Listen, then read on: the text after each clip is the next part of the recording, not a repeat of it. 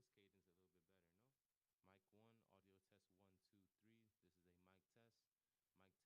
one, audio test one, two, three. This is a mic test. Mic test, mic one, audio one, one, two, three. Mic test one. This is a little bit more comfortable. Instead of saying the same thing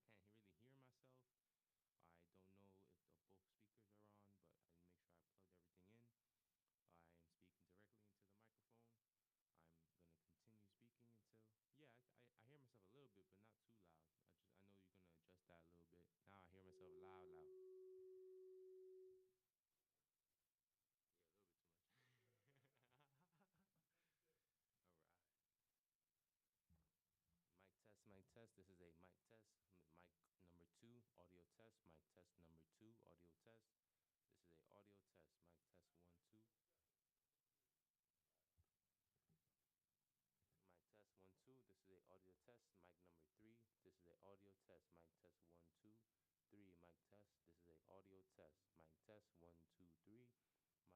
This is a audio test. Mic test one, two, three. Mic test. Mic test. Mic test one, two, three. This is a audio test for mic number four. Mic test number four. Mic check one, two, one, two. Mic check.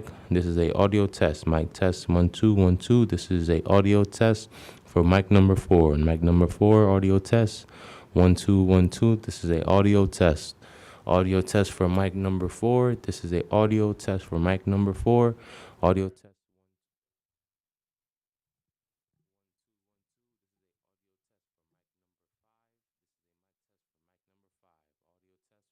Audio test for mic number five. One, two, one, two. Mic check one, two, three, four. This is a audio test.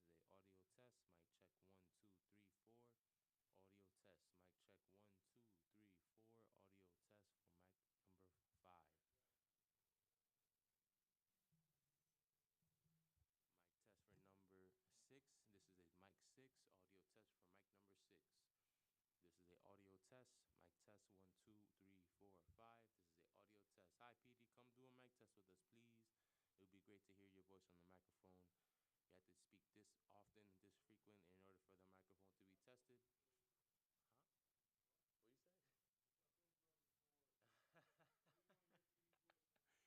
to be tested. Huh? What you say? I think everybody would enjoy it if we did a mic test every time that we had mic tests. No, I wasn't struggling. We was doing good. No, no, you were doing great.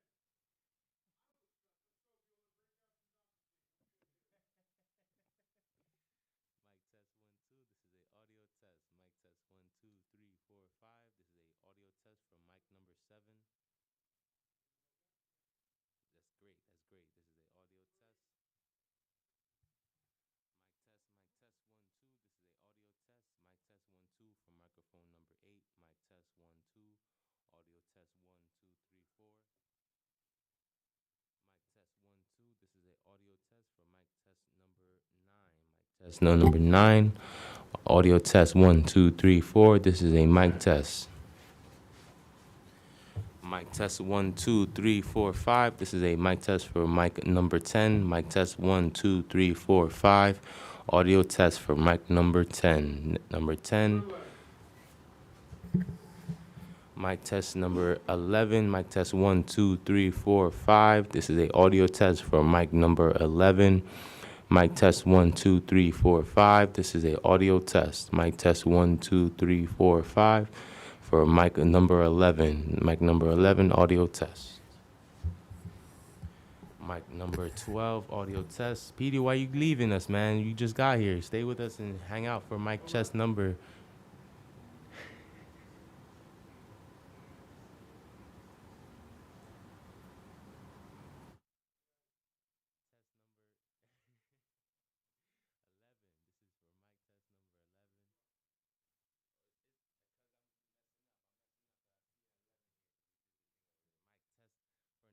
This is for mic test number 11. Mic test for number 12. This is mic 12. Mic test one, two, three, four. Mic test one, two, three, four. This is a audio test for mic number 12. Mic number 12, audio test. One, two, three, four, five. This is a audio test for mic number 12. Mic number 12, audio test. Mic test. Oh, I found the screw on the floor. If anybody's looking for it, it's super small. I don't think it goes to anything that is going to be found, but it's here if 13 audio test, mic number 13. Audio test one, two, three, four, five. This is a audio test, mic test one, two, three, four. This is a mic test for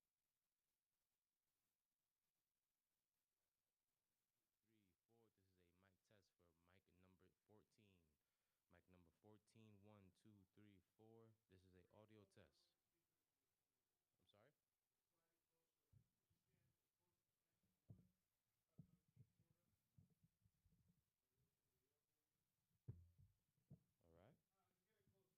Mic test one, two. Mic test one, two, three, four, five. Yeah, I know, but I know that they're gonna move back. That's why I was moving back a little bit. This is as close as it gets. Is over the laptop. Forward here, the whole stand. I thought you were talking about this stand. This doesn't go any further outside of the tire. All right. Mic test one, two. This is a mic test one, two. Audio test for mic number 14. This is a audio test for mic number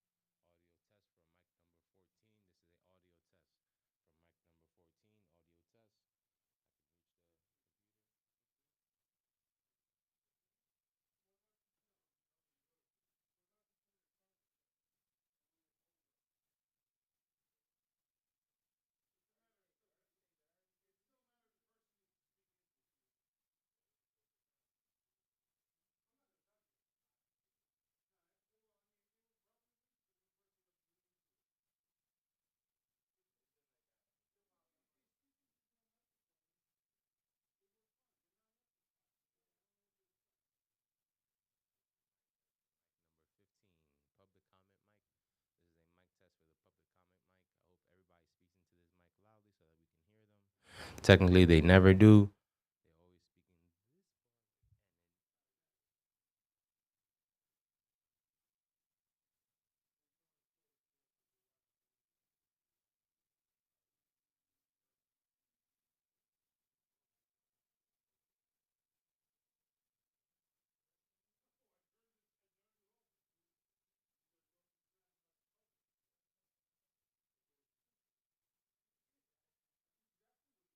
They always speak in this part, and then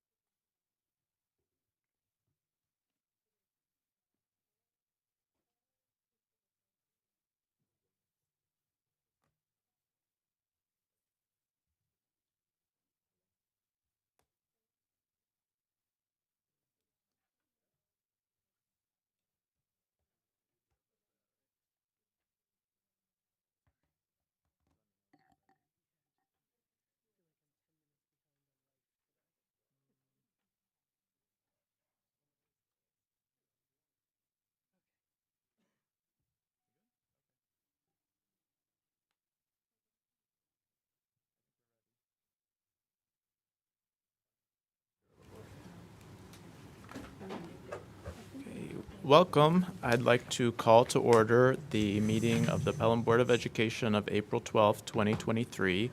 Please stand for the Pledge of Allegiance. I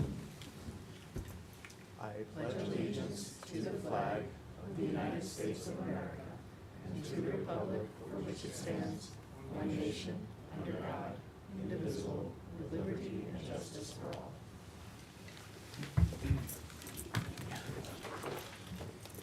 Item 2.3 is reiteration of executive session motions. We convened for the purpose of discussing the specific records of particular employees. Since we're running a little bit late tonight, I'm going to forego my opening remarks, but they were really good. And start our line by line. Great, thank you so much, and good evening, everyone. We're pleased to come back, and tonight we're looking forward to completing our line-by-line review. I know it's been a little different this year, being broken up over the course of a number of meetings. I know it's been, I think in a lot of ways, good, though, because it's given us an opportunity to have several finance committees and meetings in between, which I think I've found very helpful, and hopefully the finance committee folks have felt helpful as well, to really give us a chance to digest, understand, to learn, and then to have some really great follow-up. So I'm going to step over the podium for just a minute to do a quick overview. I thought it was important, especially based on the conversations that we've had as a whole board, but even especially at the finance committee, to really take a step back. I did this at the budget overview back in February, but I want to do it again because what I've realized, this is my 6th year in the district. I know Steve is on year 10. Jim is on 6. I'm not counting. But in that, you know, I think back 6 years. That means the students that are graduating this year in 6th grade when I was here. So, which is kind of strange to think that much time has gone by. But also what I realize is families who maybe only have elementary children, completely unaware of the changes that have happened at the high school level, and families who have moved from elementary when I started now into high school or secondary don't maybe know all the changes that have happened at the elementary since they left. So that's why I thought it was important to step back and just take a little bit of time to look at our history.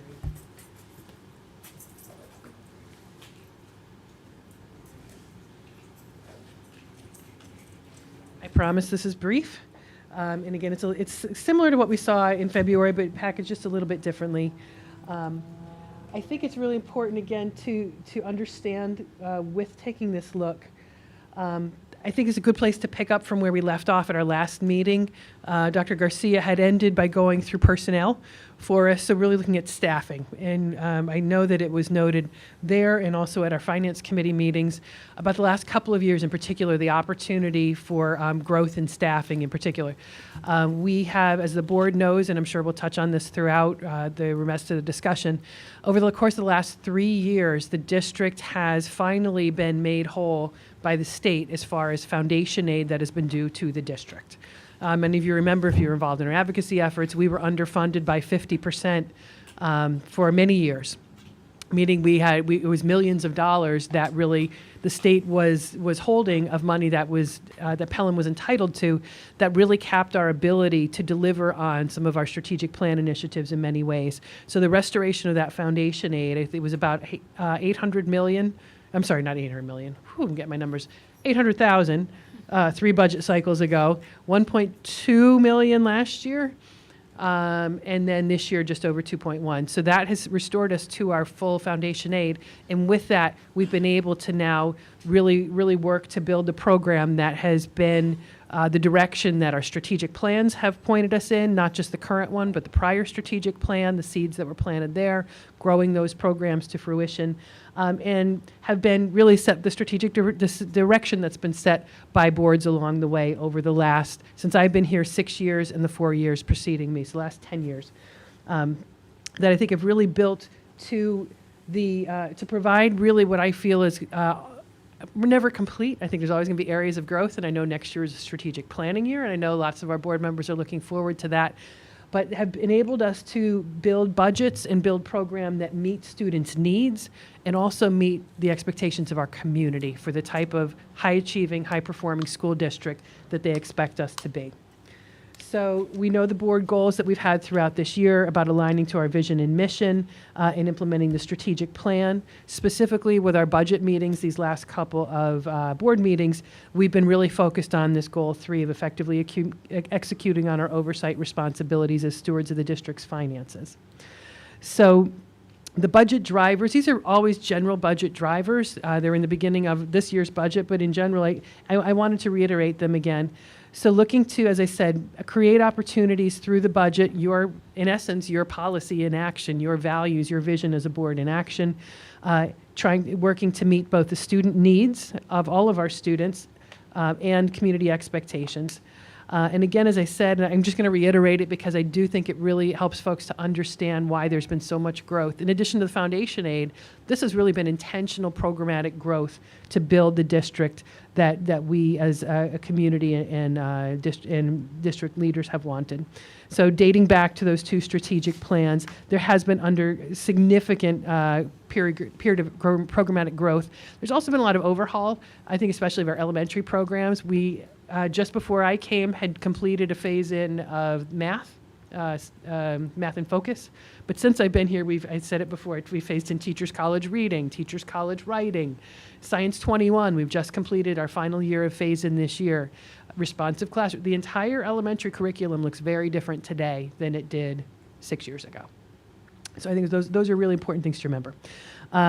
What you're going to see through the growth that I'm going to show you tonight, it's really in a lot of, I tried to put them into buckets of area: academic program growth, student academic supports, student mental health and wellness supports, ENL population growth and program growth, special education program growth, and then of course student voice is critical to us, always has been as a district. So harnessing student voice to expand our student activities and student opportunities, coursework, et cetera, but then also the infrastructure to support those things, so the general support and oversight of our programming. So we work to enrich those richer programming for our students, and that's really what results in the growth that we've seen. So I know some folks have been looking through the budget season at trying to find the correlation or some metric between our staffing versus our budget, and wondering why are they not finding that necessarily, tightly linked correlation. It's because of the program growth. That's really critical, and program largely comes through staff, which is really why, while our enrollment has stayed relatively level, maybe gone down a little from where it was in 2017 when we were sitting here having endless discussions about capital projects. But our programs have grown significantly in that time. So really just wanted to answer that question for folks tonight. So one area of academic growth that has been phased in over a couple of years, and you're going to see on here the term FTE, that's full-time teaching equivalents. 1.0 FTE represents one full-time person. So you're going to see a lot of numbers, 1.2, 3.2, whatever it might be. So I reflected those in here, which is a little bit more detail than last time we went through this. And I did that because when we look back about 10 years to the start of the 2014 strategic plan to where we sit today, there was an addition of about 40 staff members. So again, this goes back to our conversations from last year about why the need to restructure at the cabinet level. 40 additional staff members in 10 years is that 10% increase that we experienced, and why we really felt like the need for proper oversight of HR and personnel had grown so much that we needed a designated position, and then also the growth of the program supports the need for the designated person to oversee the teaching and learning side of the equation. So that growth is reflected here. What you're going to see here easily covers 30 plus of that growth. And there's additional within that, but it's a little harder to identify, and I'll kind of point some of that out as we go. But this really is kind of more the detail. So world language, being a community that's very internationally minded, a lot of world language growth, especially out of the prior strategic plan, seeds were planted there. So the FLES program, foreign language in the elementary school, when I started, I think my first year was only in 5th grade, and now we've phased it in grades 2 through 5. It's taken 3 teachers to do that across the 4 schools. Mandarin was initiated as a new language under that strategic plan as well, started in grade 6, has now phased up through grade 12. As part of our IB implementation at the middle school, We then expanded world languages into 6th grade, which is above and beyond the New York State requirement. 7th grade is where most schools start it. We start that in all languages in 6th grade, so that was additional staffing. And as we've mentioned a couple times at our meetings, we've seen increased E&L program, more students, English language learners coming into the district. So within this year and heading into next year, there's been growth in that staffing. Looking again at academic growth and support growth, there's a little bit of mixed in here. As we've talked a lot about over the last 2 years, we've increased our intervention staff by 4 FTEs, 4 full-time people at the elementary level. We were already building our intervention supports before the pandemic, but the pandemic all the more necessitated that growth. So just in these last few years, we've added 4 intervention teachers alone to the elementary level. At the 6th grade level, again, as part of reworking of things back in the prior strategic plan and leading into the current plan, we reconfigured how we use some of the courses in 6th grade, or some of the staffing in 6th grade, to provide a STEM enrichment class to all 6th graders. That is really an additional dose of math support and enrichment for all students. They're coming from elementary school where they're getting at least about an hour a day of math instruction, to a middle school where they're only getting 41 minutes. So by adding that period, we can now supplement the amount of math support and enrichment that all of our 6th graders are getting. We've worked to increase overtime support classes, so that's academic intervention services, which are the formal required academic intervention services by the state, as well as just additional support services for students that we identify as in need. So we've increased staffing dedicated to that over the last few years. And then in the current year that we are finishing right now, we added our first actual math intervention teacher to the middle school level.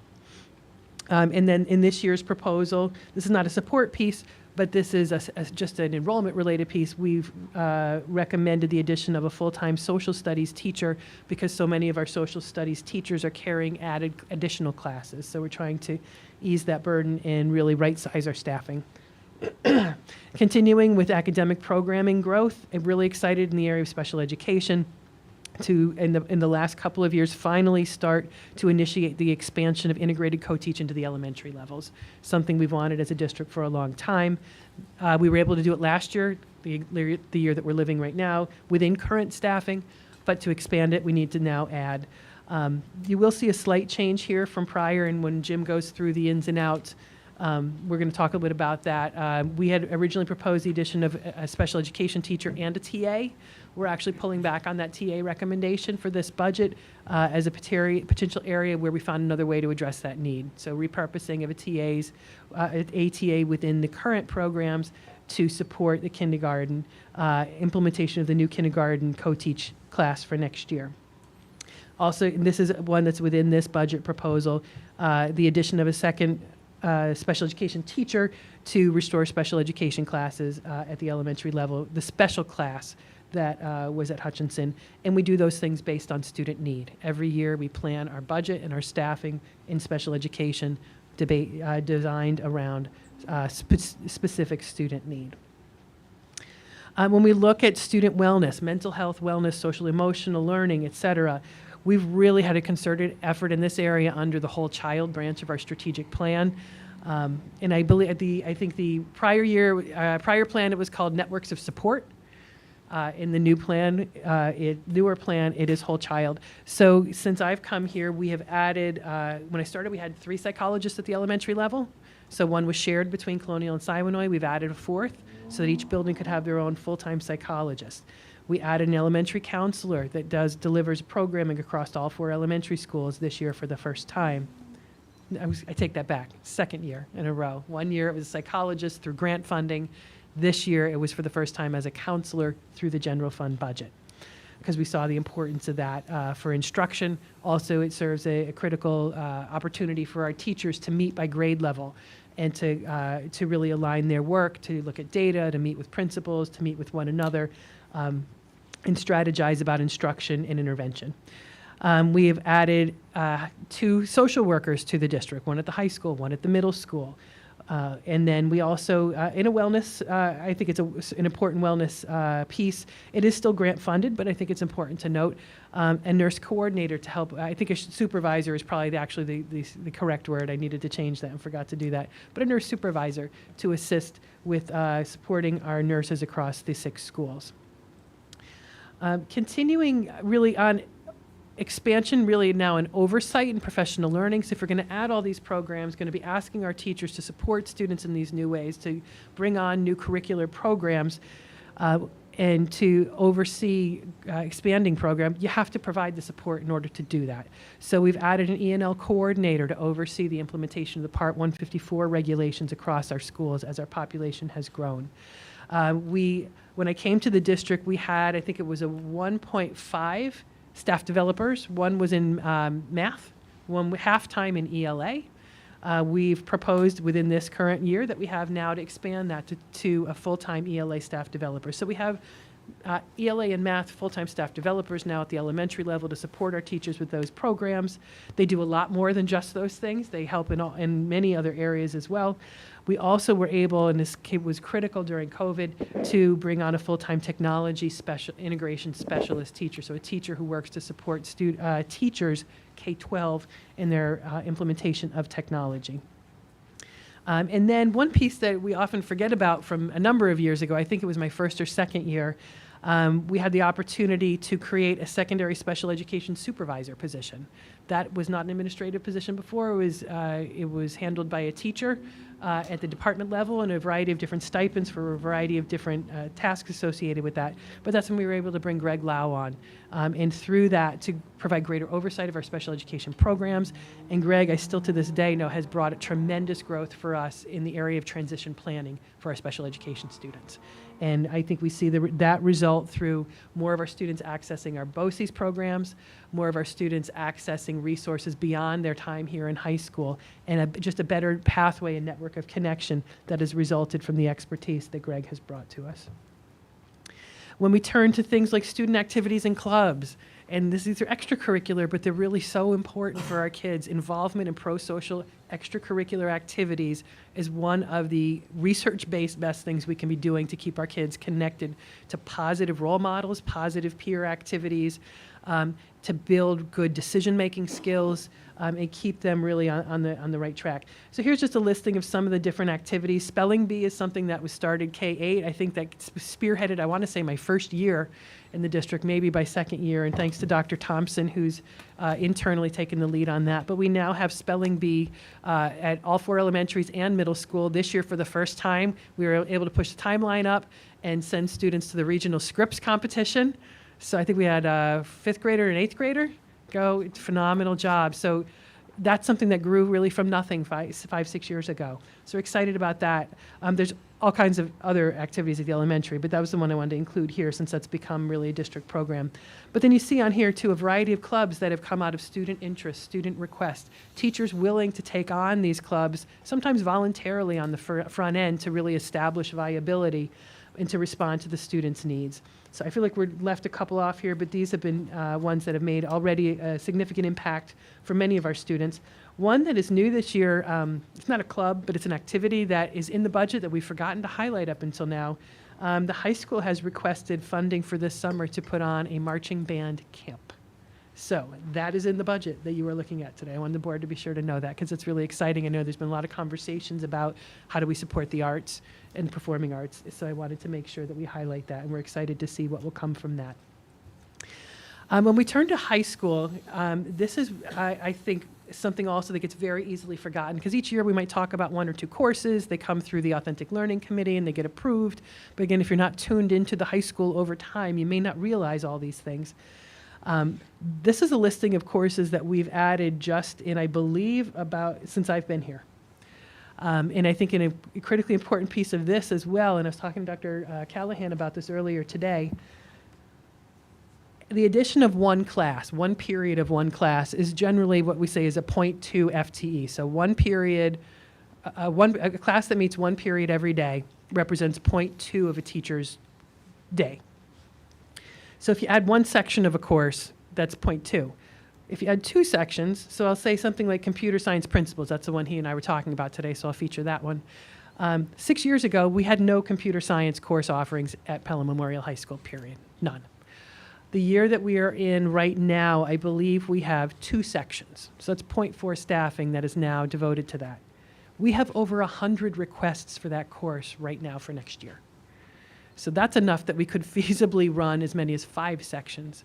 So while these are each represent a different course that's been added, multiply that times the level of interest that we get from our students, and that really drives a lot of staffing. So when you ask the question of, our enrollment stayed the same or maybe gone down a little, but our staffing's gone up, it's those kinds of metrics or calculations that are really driving that. So I think the great part is that our faculty really works to be innovative and relevant and rigorous in what they offer. They also look to respond to what students want and need and what's going to position them for what they want to do beyond school. And I know Tracy's got a little listing of just a few of the college acceptances, and I have to say, probably a correlation between the programs that we're building for our students, what they're accessing, and what has been probably one of our best college acceptance years in a very long time. So I think these are really critically important pieces for everyone to remain aware of. Can I ask a question about the course? So would we see this in additional teacher FTEs, or would that be overages, or? It kind of depends. And that's actually, we just had a staffing meeting yesterday with the secondary folks.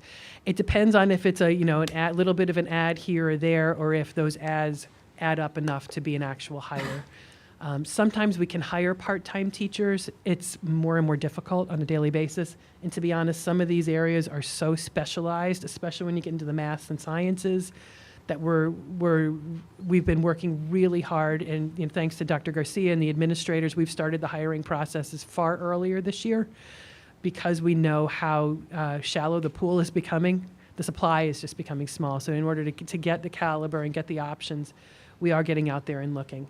So sometimes it's an ad of a person, sometimes it's an ad of an overage or 2, until maybe something grows big enough to actually need that additional person. It could be also sometimes when there's a teacher internally who's got the skills, Yes. right, to teach his courses, but then who's going to backfill and teach that teacher's courses, right? Yeah, James So- Rogers, probably one of our best examples. So a lot of these, the science math courses actually double their technology courses, but they can get math credit or science credit depending. So a math certified person like James Rogers has slowly, gradually moved from teaching math into now, I think, teaching our full spectrum of our current technology courses. So that then has to be backfilled with a math teacher. So it's a great example. Thank you, Steve. Yeah. So really exciting things have been happening there. And then in addition to clubs, in addition to new course offerings, we've also been growing in the athletics realm too, which has been really exciting. I think coming back from COVID, I think same thing. We saw probably the highest enrollments in athletics that we had seen in years as well, because kids were just excited to be out, to be together. So in my time here, we have added all the things on here. Unified basketball, we're excited. That's the spring season, so we're looking forward to seeing them. Freshman basketball, we had such a huge pipeline of students interested in basketball that we added a freshman basketball team a few years ago for boys. Pelham's a hockey town. We used to have girls competing, I think, every now and then on the boys' team, but then there was Westchester County created an ice hockey team, and you pay for individual slots, so it's a joint team for the region. I think at one point half the team was Pelham. So but a great opportunity for us to invest in something that our students and our families really value. Girls golf being added, bowling was added this year, immediate response to that, so very exciting there.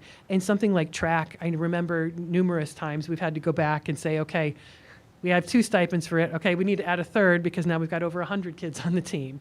So there's been sports like that as well where the size and volume has grown and the board has been very responsive to meet those needs. Couple more pieces to add to this that I think are also critically important to setting up the environment we want for our students. I think it was, Jim, remind me, was it this current year or last year where we started to work with Alteris? Last year? Yes. Last year, okay. Full-time. Thank you. For a full year last year was our first full year. But we've been doing that at a part-time capacity. So that was kind of a change in security model for us. We gave it a try in the first year, and we thought, you know what, this is working well. This year, we've maintained that halftime relationship. Given how school security continues to be at the forefront of everyone's radar, our proposal is to bring that to full-time. We think that's been such a value add to us from a safety security protocol perspective that we think it's worth making the investment to full-time. As the board knows, we have budgeted for the coordinator for diversity, equity, and inclusion. I'm keeping that on the radar because that is something that has not dropped off my radar, and I know it's something that is valuable to the board. So we're still looking at how we can approach that for next year.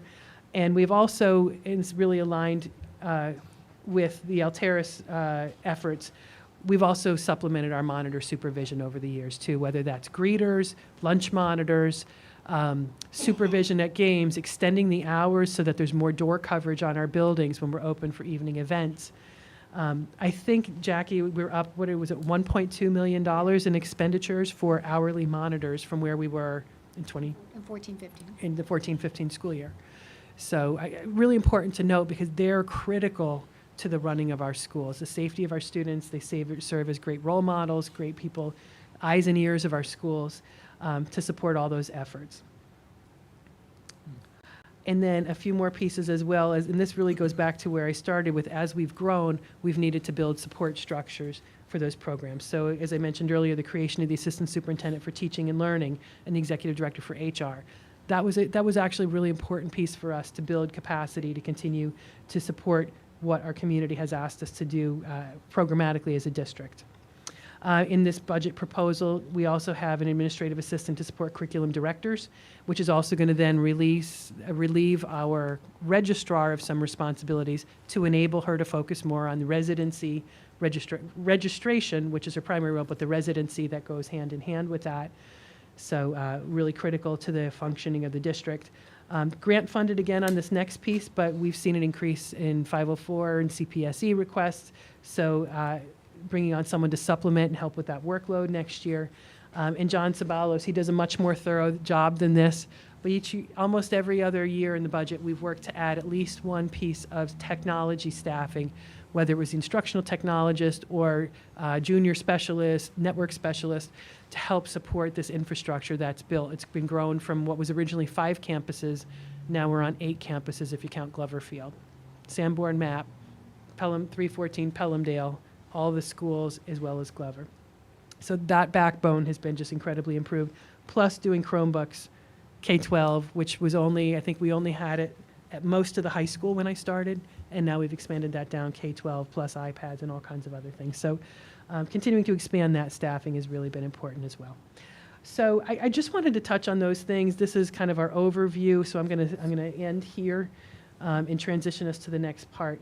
But I just think it's really important as we go forward that we're cognizant of the strategic plans that have come from prior boards, have come from our involvement with our stakeholders and community that have built towards a vision that I now really believe that we deliver well on because of those efforts. So remembering the history, remembering the growth, remembering what our community has asked us for, and then also looking for the ways, how do we continue to evolve and innovate around that and move it to the next level for our students.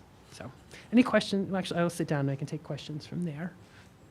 And then I'll let Jim transition to his. Your budget. I just want to add one comment. So when I came in 6 years ago, we were at the tail end of the previous strategic plan, and while I wasn't involved in the details of this particular strategic plan, other than our discussions around this table, I know we are very intentional about creating clear crosswalks between the previous strategic plan to the strategic plan. And I think that happened pretty masterfully. So there was some continuity in terms of programming, in terms of efforts. I remember when I ran for school board talking about, we've planted all these seeds, now we have to tend to the plants. And I think we've continued to do that, and you've just given a great overview of that. And some perspective on the need to support that structurally from a personnel perspective and from a funding perspective. And I think it's even more incumbent on us as a board to be mindful of that history and that continuum, because next year is going to be a strategic planning year. So the fact that you've supported all the efforts over the last 6 or more years to ensure that we can deliver on them and then actually be innovative and push the envelope in our next strategic plan. Otherwise, we're going to be handicapped in the work that we can do, I think. That's just my perspective from the history you gave us. So.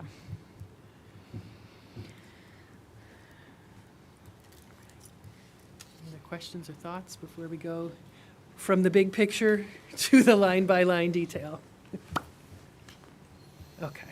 All right. Yeah, I was just going to say, I think it's very impressive when you see, where the additional FTEs have gone and think about the impact on students. The kids are learning Spanish through the FLES program.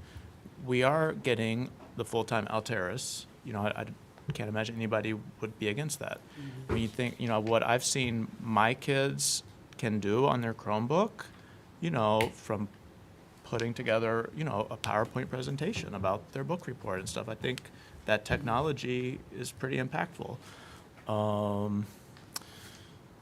The course offerings, and you think about if you're going into engineering, but you've already taken an engineering course in, high school, I think would have a big impact on, your success in college and those types of things. So, I think there's a lot of value, and I guess my only other, and what we've sort of discussed is how do we, to be in a position of trust, and our goal is to have a responsible budget and really think about what does that mean.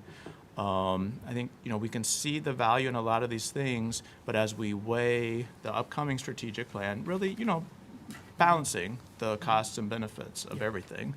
And making sure that we are being responsible and sustainable in terms of the growth of the program and spending. Yep.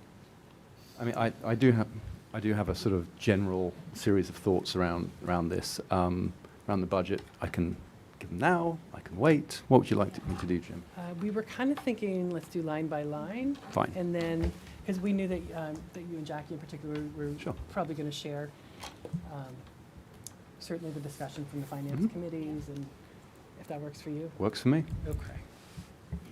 What are the topics for the line by line tonight? Because I've lost track of. Okay, so I need to go through technically the board's section of the budget, mine, Steve's just his office. Half a page.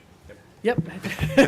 Couple lines. Jim's got, then BOCES, yeah. So I think I'm going to start, and then Steve will do his half a page. Jim will do a little touch on BOCES. Then give us an overview of some of the benefits. That's right, transportation. benefits. And then the Transportation. And I'm going to use Will's phrase, the puts and takes. Not sure that's mine, but I'll take credit for it. Okay. That sounds very British. I loved it. But then Jim's going to really show some of the changes that have occurred, which is typical, since the initial budget presentation. What are kind of some of the ins and outs and some of the work that came out of the Finance Committee about some reductions that we looked at, some actuals compared to budget, and made some adjustments in there. So Jim will walk us through that as well, and after that we thought maybe that transition to Sure. the Finance Committee. All right, that works for a framework. Okay, so I am going to go quickly. It's B1. Thank you. That'll be tab B, general support. B1. So this starts with, this whole section I'm going to present really goes to the board's portion of the budget as well as my portion of the budget that Pauline and I worked to kind of manage throughout the year. So there you're going to see salaries for, starting with 1010-165. We've got administrative support for during the budget. Graphic design and the contractual is a big piece of that. I'm looking at, this is 1010-400. We did put a significant increase there because of the upcoming strategic planning of the year. So consultants for strategic planning, consultants for professional dues, consultants for board development, that's why you've got some significant costs there, and along with strategic planning often comes additional graphic design needs, so we've got an increase there. So the Yep, sorry, Chris. the strategic planning consultant, that is a third party who will assist Correct. the board and other stakeholders Yeah. and the district in creation of the new strategic plan, and that's Yes. presumably we had that person 4 years ago, 5 years ago? We or have something? worked with the same consultant for 2 strategic plans so far. Okay. I think she's done a great job. I believe we do have to go out for an RFP probably. That's good practice. But I know she's been it's also a consultant who's worked with us on board development as well. So I think she's been very well received by the stakeholder groups that have been involved for those couple of years. Yeah. Then moving down, BOCES services, just some changes there. We did increase the budget there because of the climate survey that we've been talking about throughout the year. The company Core Collaborative that we are going to be working with, they actually were not BOCES, but they worked with us to get on BOCES so we could capitalize on the aid for that.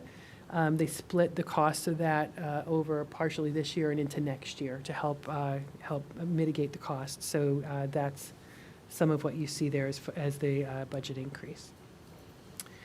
District clerk stipend, that's a stipend that part of Pauline gets every year for the pleasure of being with us here in these evenings and doing all the vote and all the clerk work that comes throughout the year that she does so beautifully and pleasantly.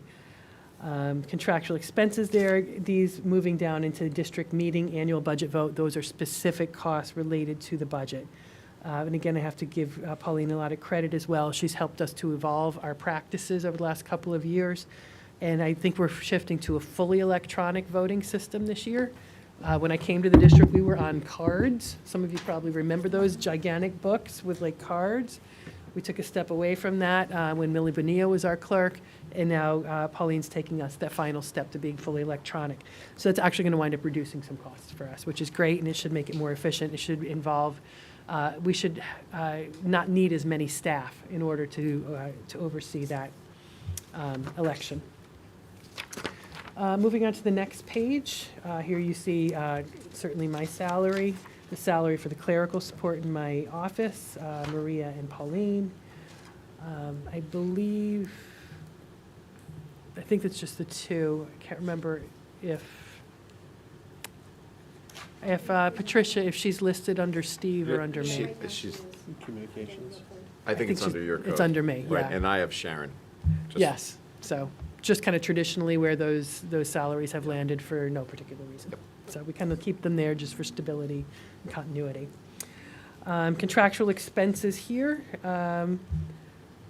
So again, this is 12,400. We built in some additional funding there to, as we will be getting the communications audit results at the end of this year, we wanted to put in some coaching and consulting funds so that if we want to continue to work with the organization as we implement some of the recommendations, that we would have some funding there.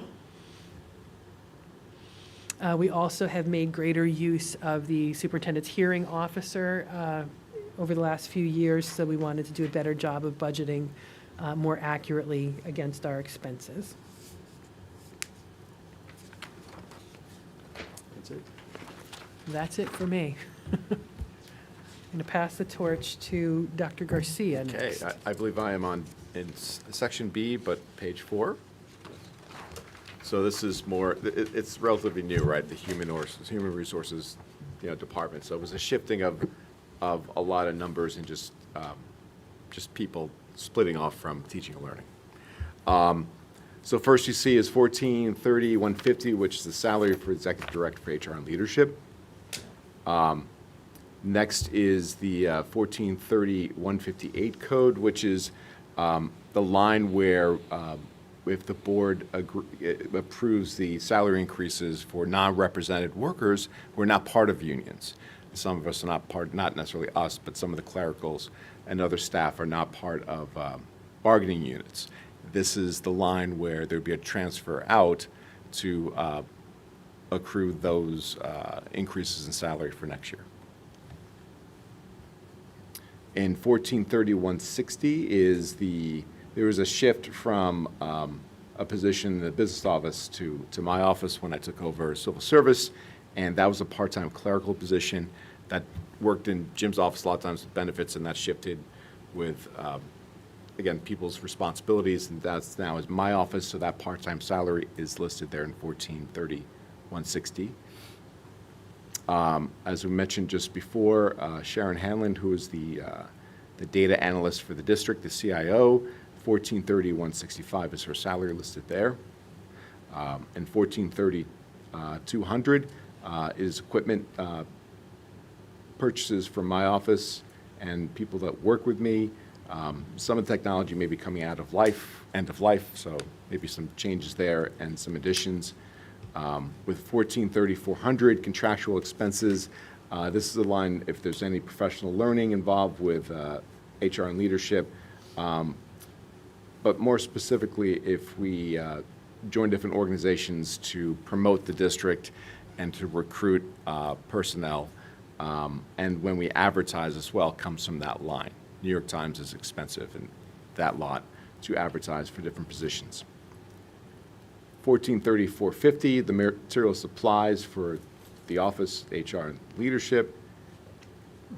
And I believe that's it for my bucket there.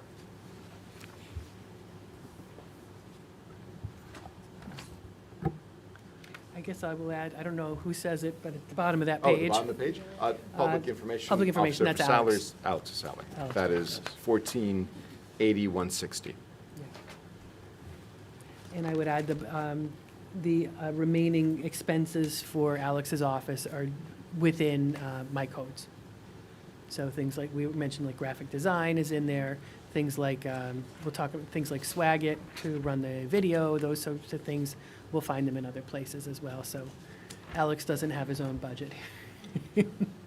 Just it's a plug for Alex at some point in the future.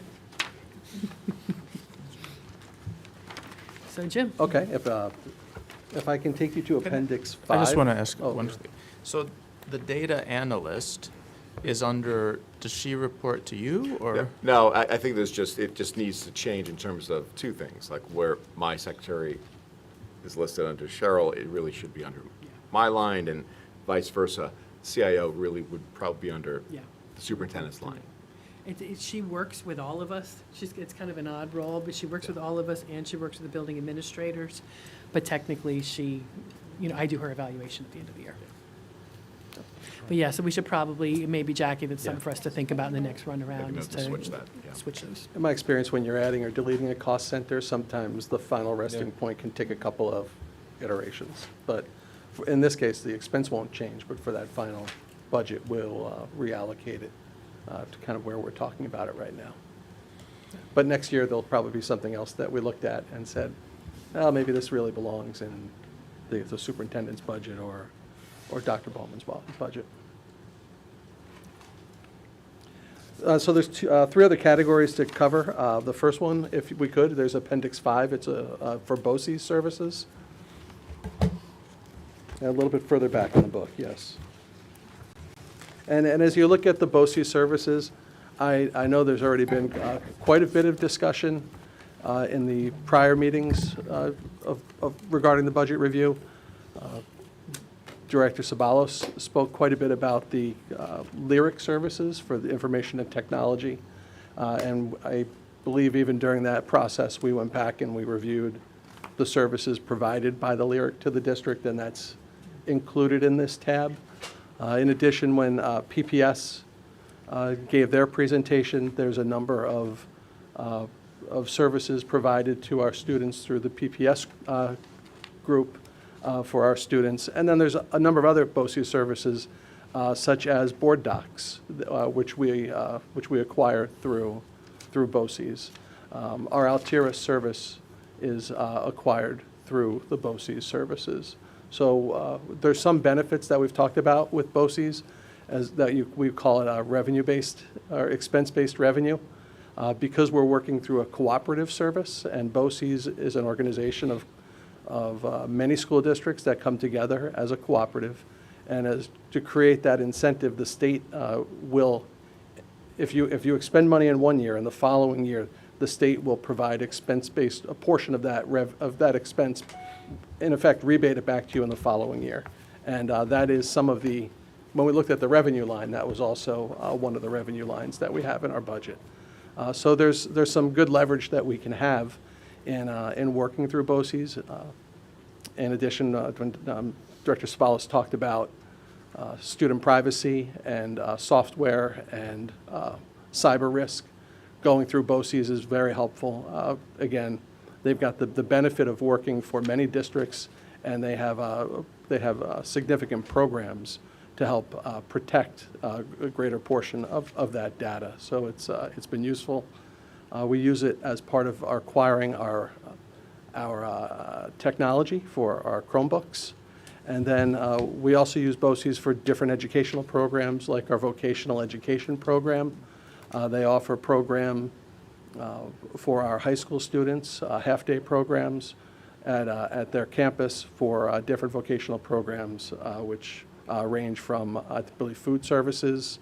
I think vet tech is one of them, and different services such as that. There's a wide variety of them, and that's something that the district has had every year. But again, this is just something where the students can take a bus from the building here, and they go to that facility every day for a portion of their day. And we're expecting an increase in students? Yes, so later on, exactly, I'll show a little bit of information and information that's followed up since the budget has been first developed, of different things that have happened. Have any of our revenue assumptions changed? Have any of our expense assumptions changed? You bring up a great point. In this particular budget, I believe we budgeted for 16 people to partake in that particular program. And again, the budget is formulated before the high school students have completed their course selection. At the completion of their course selection, that number is 26. So I think it's positive. You have 10 more students that are looking forward to that program, but there's a cost associated with that program that is then attached to the budget. So I have that information later as part of kind of what's happened in the ads and the takes as far as we've moved through the budget from the presentation to this point today.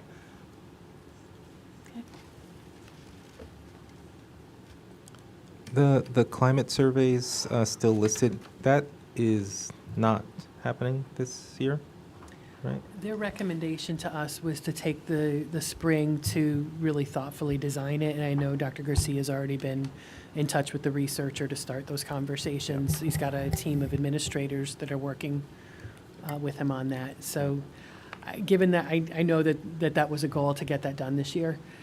So at this point, I think in order to do it well, and to get the buy-in that we need to do it long-term, I'm recommending that, even though I know it won't meet a goal this year, that we do that in the fall. Yep. We do have, though, a couple pieces of data that could give us and give the board some more, some immediate. I think the communications audit from the debrief that we did with the consultants, there's going to be some elements of climate that are going to come out through that process. So that's something we'll be sharing with the board.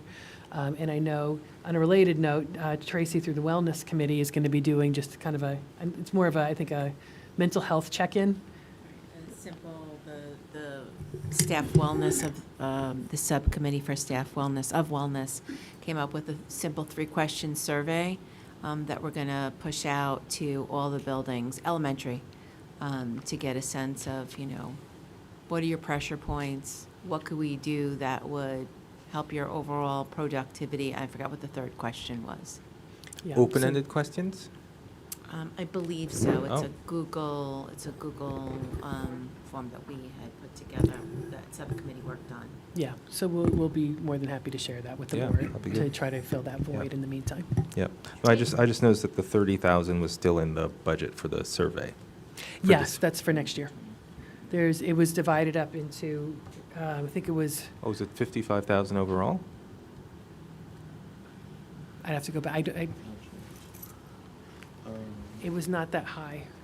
It was, Just Maybe noted. It wasn't budgeted, but it was a projected expense. Right, so is it still a projected expense of 30,000 this year?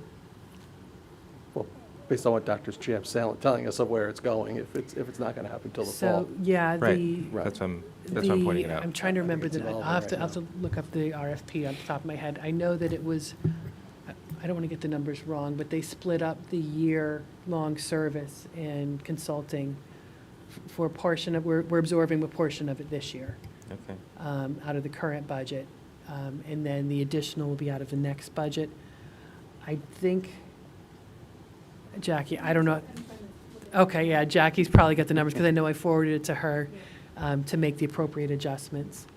I think it may be a little bit, I feel like it's going to be a little bit, it's right under or right over that 30,000. So it was a little bit higher than what was originally budgeted. So Right. that's one of the changes that was in the initial change list.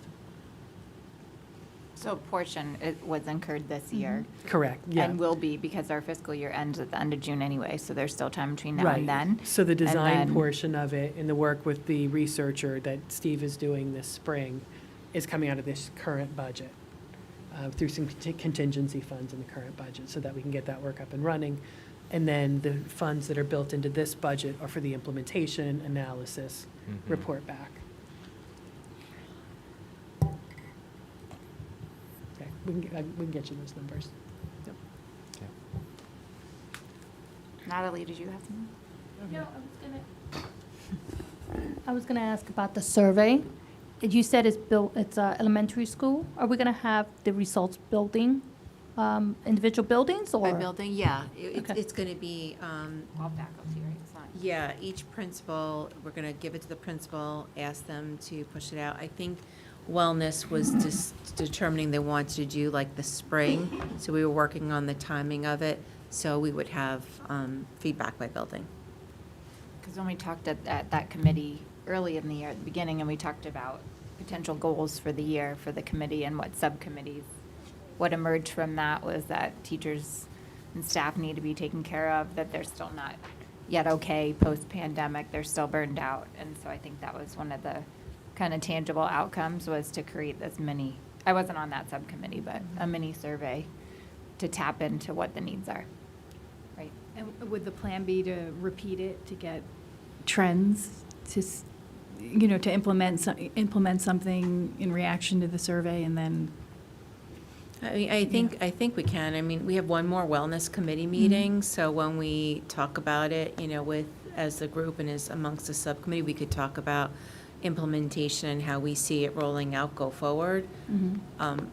Again, not knowing what that climate survey is going to be, I don't know if it's tripping over our feet in any way, or if it's something that's simple enough to do every year, because I am asking the principals to, I mean, it's an email push, but, just what makes sense, to do in best use of time and not overburdening the teachers with answering too many things. So I think it's something we could certainly look at in conjunction with what's going to be pushed With the out, go climate survey, forward. Yeah. So I just pulled up the contract that we have with them. This year's cost for the initial setup was $32,950. That's for this spring, and it'll be around $30,000 for the fall. Right. And again, that's all BOCES aidable, because they went and got, worked out a COSER with BOCES. Oh, okay. So that will get it back, I don't know which aid ratio, probably 40 to 50% varies, it yeah. back in the following year, which Okay. helps to offset that. Yeah. Dr. Champ, but that also includes not just the climate survey, but also the consultant that comes Correct. with the management Yep. of the survey, the results, and then helping us put action plans together. Correct. So it's full end-to-end service that we. Yeah, and kind even of a approved. presentation to the board included within that. So, yeah, pretty comprehensive. Yeah, and thank you to Natalie, because I know you put a lot of time into Yeah, that. much appreciated. Okay, so that's BOCES. I don't know if there's any further questions with BOCES. If not, there's, at the bottom of the BOCES on I-3, you'd see there's something called BOCES Transportation Coordinator, and I'm going to use that as my segue into the transportation budget. We work through a cooperative with BOCES and 4 districts, Pelham, Bronxville, Eastchester, and Tuckahoe, because the the state requires, it's a mandate, that we provide student transportation for students that attend schools outside of the district. So as part of that, we work cooperatively with our partner districts so that if we each have one or two students attending a particular school, we can share in the cost of running yellow bus service, and that can save some considerable cost to the district. But if you look at there's a tab on transportation. It starts on D, and then it's at number 1 on transportation. We have a portion of a person who works in the business office. Their salary is dedicated to transportation, the coordination of the transportation, and working on that services, because not only do we work with the cooperative part that I just described, but we also, students, the first method of transportation by board policy is to provide public transportation. And if transportation can't be provided via public route, then the second route is via the public bus, the yellow bus service that you see. So as you'll see, that's kind of what we have here. We've also included the cost for charter and athletic trips. Again, the supplies for the services from BOCES is there. The contract transportation that you see, our public transportation expense, which is significantly less, and then contract transportation for fuel. In the particular bid that we have with this contractor right now, we reimburse the vendor for fuel. We're in the last year of that contract. That bid has just come back, and we budgeted a 15% increase in the assumption of that contract year to year, and it came back about 30%. So BOCES put out this bid. They sent it out to 25 different yellow bus transportation vendors, and they received 2 submittals, and 1 bid wasn't even in the proper format to be even considered valid. So there was 1 viable bid. The 1 viable bid happens to be from the current provider. Obviously, it's a significant cost. The members of the consortium, the business officials of all the consortiums, we sat down and we met with the owner of that bus company, tried to get a better understanding as to what's driving that expense. Quite honestly, their explanation was in line with what we've seen in many places. It has to deal with getting drivers and being competitive. A little inside baseball for yellow bus transportation. When a driver does bus transportation, they're generally paid for about guaranteed 6 hours a day. Whether they work 6 hours a day or not, that's what they're paid for in Westchester. New York City, the standard's 8 hours. Well, you can imagine why the suburbs, and particularly this area, is having difficulty finding bus drivers. They're going to look towards New York City and those providers first that provide the guaranteed 8 hours. So in order to be competitive, the explanation provided to us by the owner of the bus was they're going to have to move up to that level to find themselves in a competitive position to get drivers. So it's a cost. I think one of the more favorable things is as we took apart the bid, I think we found that that we asked for the bid with fuel included and with it not included. I think we found having the fuel included placed less risk on the districts, and it locked the districts into more predictable rate variances year to year. So the recommendation that we'll be moving forward with the board in the future would be to award it based on the fuel included, the bid award with fuel included versus with not fuel included. So that's, again, one of the adds and takes that you're going to see as part of what's happened subsequent. The bid came back after the budget was dropped. So that's why, again, we had a 15% assumption, and it came back significantly higher.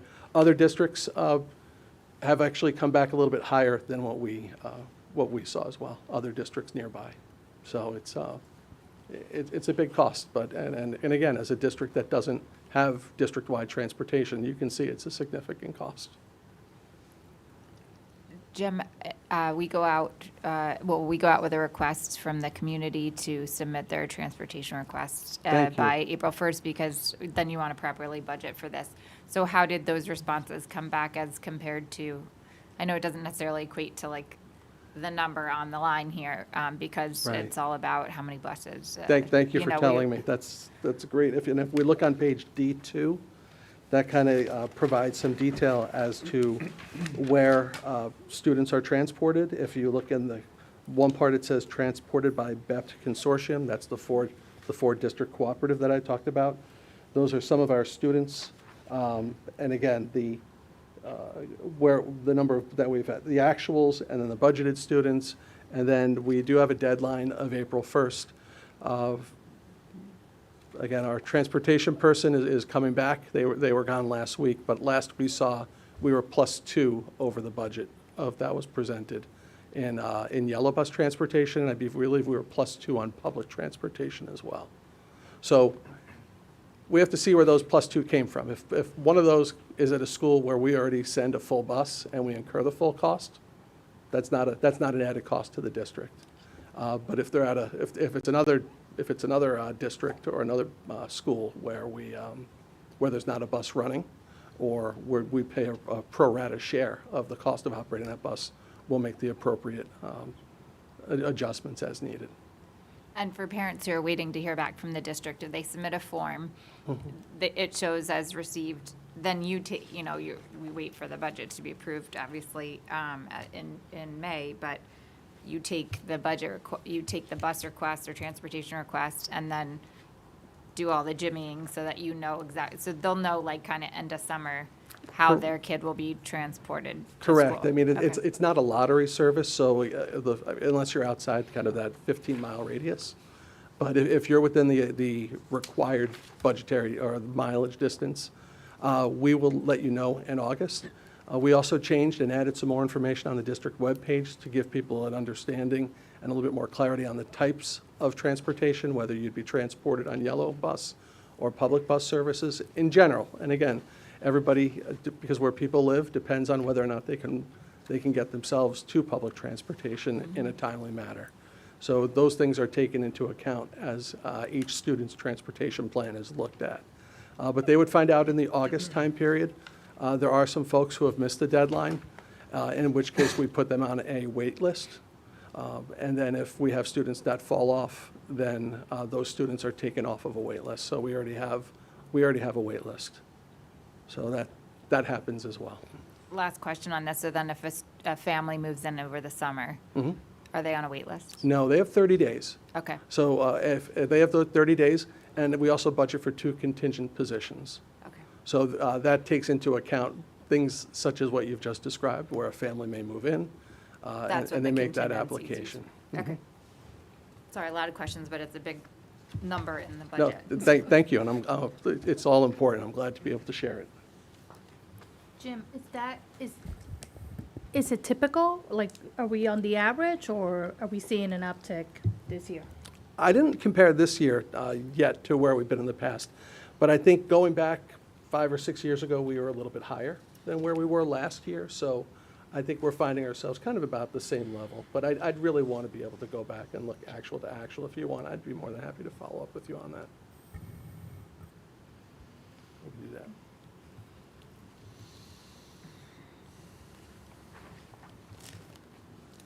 And then if transportation's okay, our last area is benefits.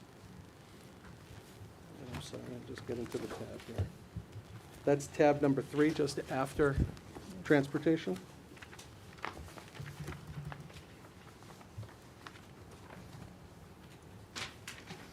And our benefits section includes a number of different types of benefits. So it's probably good if we just kind of go right down the listing till you have an understanding of what it's for. The top line is for the state retirement. Our employees are eligible to participate in the state retirement plan. And based upon their participation in that plan and whatever tier they're placed in that pension plan, there's an associated cost to the district to that pension plan. So if somebody earns, for every dollar a person may earn in the ERS pension plan, if you look in the explanation, the contribution is 13.1. So there's a 13.1% district contribution for every dollar earned by an employee to participate in the employee retirement plan. The top line that you see here includes our are staff that is not certificated. So it does not include your teachers and it does not include your administrators, but it would include your clerical staff. It would include your hourly staff if they chose to participate in the program, and it would include your custodial staff. And other civil service staff, again, that are not certificated. So that's the ERS pension system. Let me go back and actually share a little bit more. That 13.1% that I've shared with you, that number is given to us by the ERS system. And that's based on a actuarial valuation that's done every year. And that actual valuation is based upon the performance of the fund. So it changes every year, as you can see. So there's like a, so when you look at the budget to actual to estimated expense, like the reason for that big jump, I guess, is that 27%? Are we looking at the right line? 27.4%. It's a sort of double whammy, which is the sort of mandated rate is increasing, and that rate is applied to employees who are, because they have been in the district longer, are now being paid more. So it's a sort of That's exponential. correct. It compounds. Yeah. Yes. That's a very good point. There's also, again, we've talked a lot about the contingency being in different parts of the budget. This is one area where contingencies are held. And I know, I'll say it again, just so there's a lot of visibility to it. The board has full visibility to where all of the contingency is budgeted. So in your last tab, so you can have that opportunity to see how that looks, and you have the history of where the contingency was budgeted in prior years. As we go down, so the first was the state retirement, or for the employee retirement system. The second is for the teacher's retirement system. Different pension fund, managed by, the first one's managed by the state comptroller. The second one is managed by a board of the TRS, Teachers Retirement System. As you can see there, that rate decreased slightly from 10.29 to 9.75 year to year. But just as Mr. Treves mentioned, you have that about that 5% decrease, but with the escalation of the salary, you don't see the corresponding 5% decrease. It's not one-to-one there. Mm-hmm. So those are our pension plans. After that, we pay into Social Security. That's 7.65% in total of our employees' wages, up to the individual earning limits of $160,200 for 2023. So for people who earn greater than that, we don't budget for that. We only budget for Medicare above that. We don't budget for FICA. Beneath that, And that one's marked as an area of contingency. So, but it seems like you kind of know, like, it's a set rate. So why would you? well, you could use that contingency in you would transfer it to any other item in the budget where it could be needed.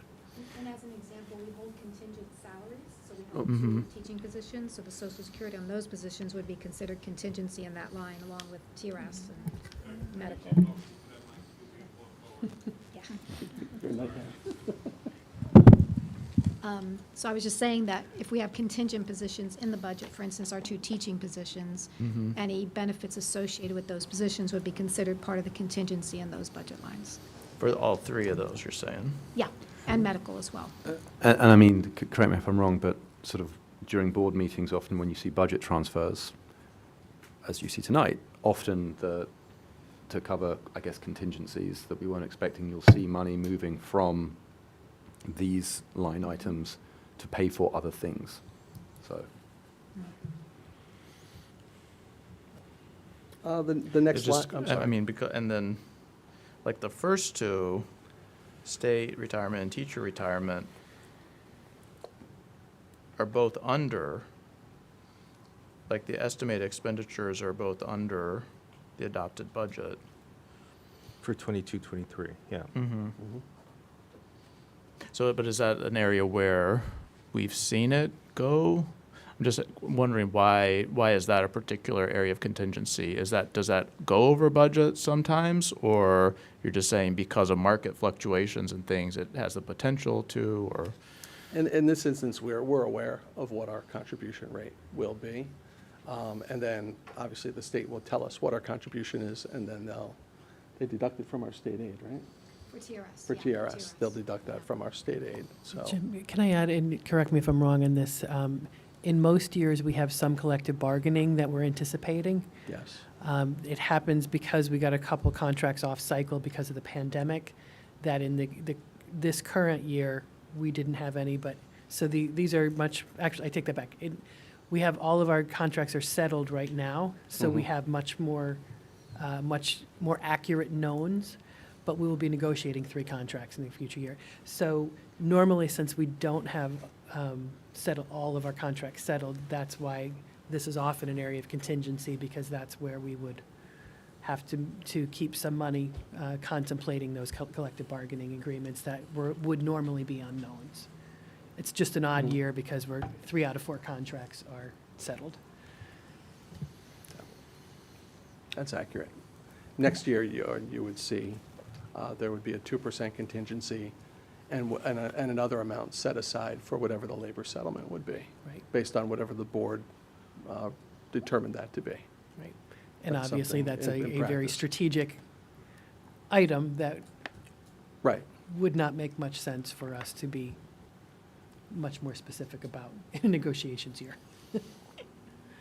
Right. It's placed, exactly. It's placed in a couple of different places Yeah. to kind of not provide a direct Yep. target or a direct line to that target. However, that's exactly why it's provided directly to the board. Yeah. The next line is workers' compensation. We work with a cooperative of other school districts to manage this. Again, you see, we as part of a consortium, and that's our year-to-year variance. Unemployment insurance, when people leave, we can receive, just as with everyone else, we could receive an assessment from the state. We've got to be able to pay that. Health insurance, of course, is the largest that you see there. This year, we work with the consortium of other school districts, and our increase this year is 8%, which is larger than what we've seen in prior years. We had a number of years where it was less than that, and for retirees, it was 0 for a number of years. But this year, as part of the Swiss chip plan, we're at 8%. What else do I have here? As part of the health insurance, there's also other items that employees are entitled to as part of health insurance. We've got dental insurance, obviously, vision. If there's any life insurance, you have, I'm drawing a blank here, but I apologize. I'm looking for a sheet of paper. The teachers. Thank you, the contribution to the trust. pension fund. So Yeah. one of the items as part of a collective bargaining agreement, in lieu of providing the insurance, the district provides a payment to the employee group's trust fund based on the employee group census. So that's another one of those costs that's built up and follows the collective bargaining agreement. The cost that you see here is the net cost of the health insurance. All the employee groups have a share cost to the health insurance. It depends based on every bargaining unit what that is. So what we do when we develop the budget is we look at every person. We look at their what bargaining unit they're in, what their health benefit selection is, what pension plan they're in. And again, based on all of that information, we then build up the health benefit cost or the total benefit cost for the employee in this category based on that net cost to the district. And again, on the next line, you see those employee benefits that we talked about, dental, vision, life insurance benefits, and that's the teacher association contributions. And then on the bottom, as part of some of the collective bargaining agreements, if employees provide specific notices and perform certain standards prior to retirement, they're entitled to receive a specific payout. And this is based upon really kind of our past experience of what we've seen in this particular circumstance.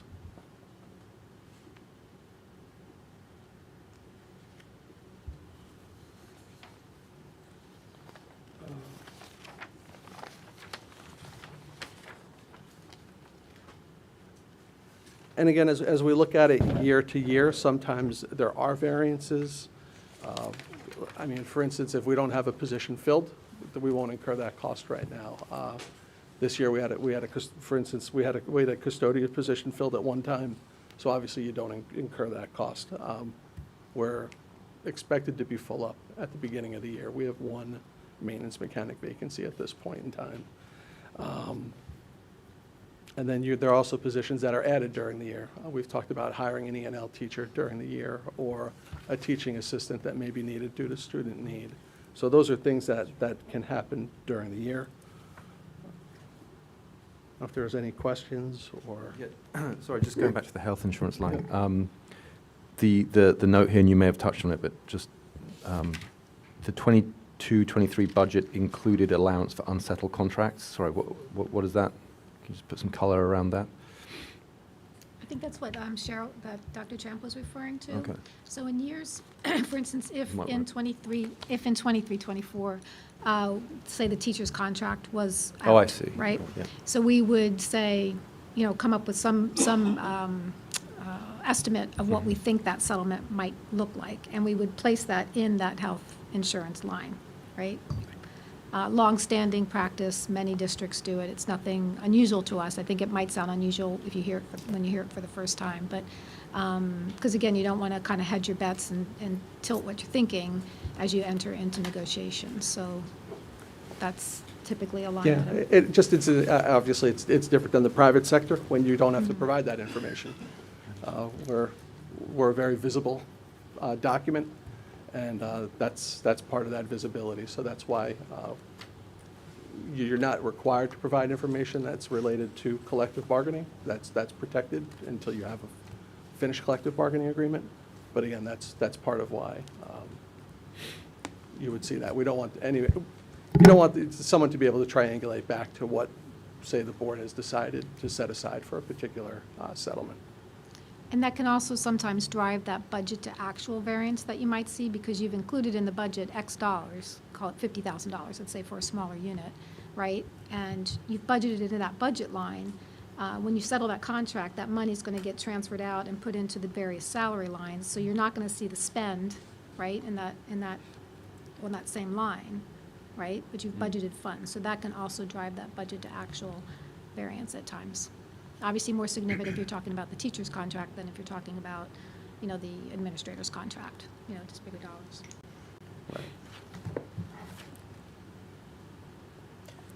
Like for that health insurance line, the budget to budget increase is 8%, and that matches the employees' increase, like the actual increase in the rates. Is Yes. that right? So that's, And again, I think this was part of a question that we talked about and we were asked about, getting ahead a little bit of the surprise with the Finance Committee meeting. But it was part of the discussion. What are we looking at and where are we seeing differences in the budget? And provide some color and let's add some light to where we are and take another look at it and feel comfortable about the numbers. And as we go back, as I shared with you, like our healthcare benefits, we build it up line by line, person by person.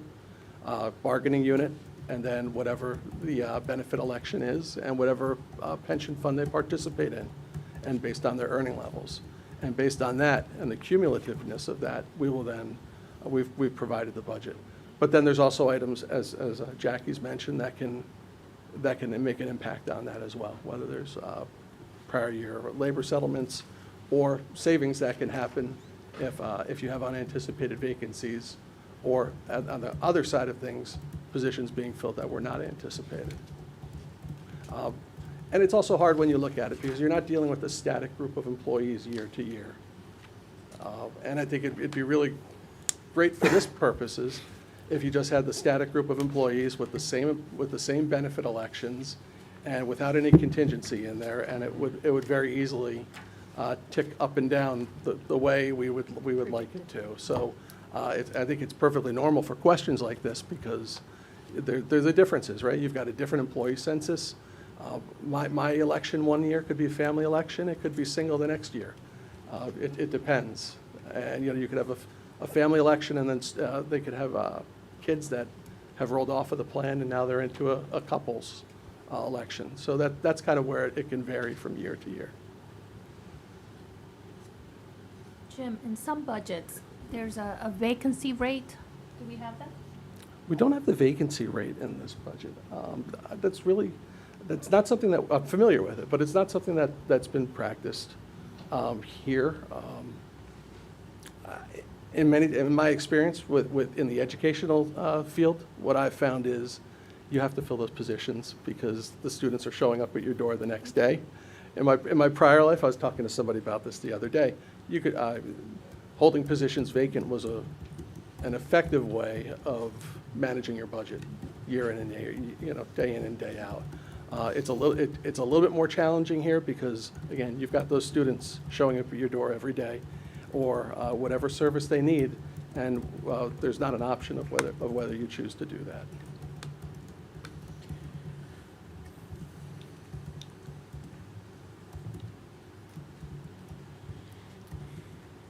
Is there a second page to benefits? Okay, yeah, so on the following pages, again, it's a little bit more color to what I've shared, and if I was confusing, I apologize, but it's in black and white in the book.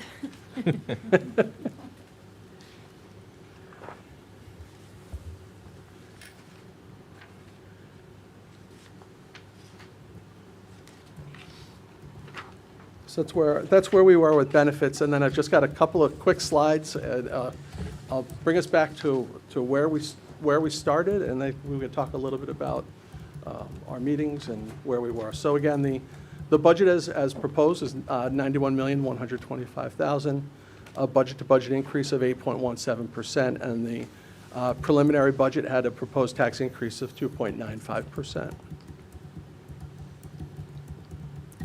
Where is the change in the budget? Well, again, you have changes in your expenditures and you have changes in your revenues.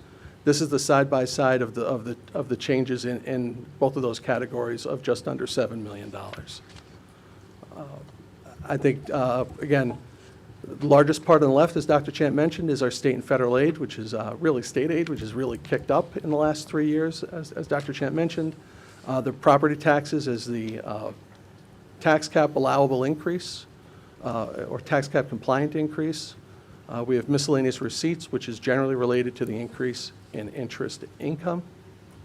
Then as we move down, we have $2 million for capital expenditures, a variance of $100,000 for that, for the fund balance, and then an increase in the appropriation of the ERS reserve. So again, we've got a separate reserve for the pension fund, and this year that proposal includes using $150,000 of that reserve. And then the variance of the appropriation of debt service from year to year of minus $380,000. On the right-hand side, again, the district is a people business. The increases related to the salary and benefit increases, and those increases related to the increase of positions. The $2 million that you see on the right-hand side is related to the expenses. The capital expenses related to the HVAC units in the building that we're in right now, and playground improvements, particularly targeted for Siwanoy School and Colonial School. And then we have other increases in our contractual line. You see our BOCES, debt service regarding a new GASB pronouncement. So you see our tuitions, and then a decrease of $38,000. Again, side by side, it's a change of $6.885 million. Jim, remind me what's in the contractual line? I can never remember. Just above BOCES. Yeah. Contractual, so it could be, I'm trying to think of some contractual items. So we just went through some of Cheryl's items. Transportation's Xerox gonna copy be in Transportation. there. contracts. Transportation's a big one. We're going to come up with 1,000 after this. I know, the minute we leave here. Utilities? So some third-party services, Yeah. effectively. Okay. Mostly consultants, yeah. And we've got a further breakdown, though, of that cost here. Again, utilities being the largest one, charter athletic bus. This is the further in detail of that $6.885 million. You have the salary and benefits on that top line related to the existing staff. The $1.245 million is the increase related to the new staffing proposed in the budget. The $2 million that I just spoke of, the contractual lines, mainly utility and transportation related. As you see, special education services related to BOCES, tuitions related to student needs, and debt service leases for the GASB pronouncement. So those are the increases. Again, this is the very simple 2% tax cap calculation, which it obviously is not a 2% tax cap calculation. We start again with the tax levy from 22-23. There is a growth factor, which is provided by the state Office of Real Property. There are specific exclusions, which we then take out. That's our net debt service costs, any debt service that's been appropriated, and that gives us an adjusted prior year tax levy limit of $66,419,394. Now comes the 2%. So the tax cap says that the allowable tax increase will be the lower of the CPI, or 2%. As we know, CPI was significantly above 2%. We're capped at 2% at that point. So we apply the 2% to the $66,419,000. Brings you to your 23-24 tax levy limit before exclusions. And then we have specific exclusions allowed by state law, those being related to capital, the transfer to capital, any appropriation of debt service. You roll them up, and you're provided with an allowable tax levy of, you could go as high as $72 million if you did not apply the debt service fund. With the debt service fund applied, you're at $70,602,518, a year-to-year levy variance of 2.95%. I just got an email that someone's trying to get into the meeting, and they're saying the doors are locked. Yeah. Okay, thanks. Thanks. Yeah. Thank you, Chris.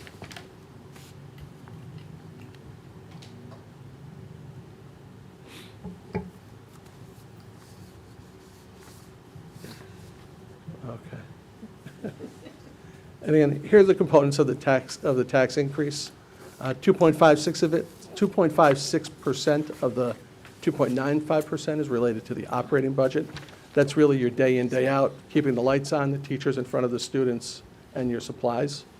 And then 0.39% of that increase is related to the capital budget, which is to pay for your debt service. If you remember, in 2018, the community approved a $57 million capital plan. That's part of it, and then also there's other existing debt with the district, which the district has. So again, the funds raised for that will be applied to that for the total of 2.95%. A little bit of idea, and we've shared this with the board, with some tax cap sensitivity as we've looked at this, and how using the debt service fund is being used to drive down the tax, the proposed tax.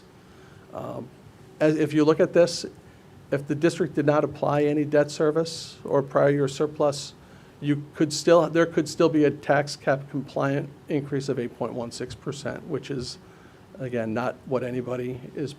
This is illustrative only. It's not for any proposal. If you look at it again, you have the debt service fund of the 1.575. You can have 5.86%. If you didn't use the $2 million that we're using for HVAC, excuse me. So the preliminary budget with the arrow, as you see, is the budget proposed, which is utilizing $1,575,000 of debt service fund, and then also applying $2 million of the prior year surplus for the transfer to capital. And then the one beneath that, you'd see what the limit would be if you applied more debt service fund and left the prior year surplus at the same for $2 million. Again, you'd have a 2.07% year-to-year tax levy variance. All of these limits on the right could be tax cap compliant. So again, it depends, because of the use of the debt service fund and the prior year surplus for the transfer to capital, it provides the board with some maneuverability.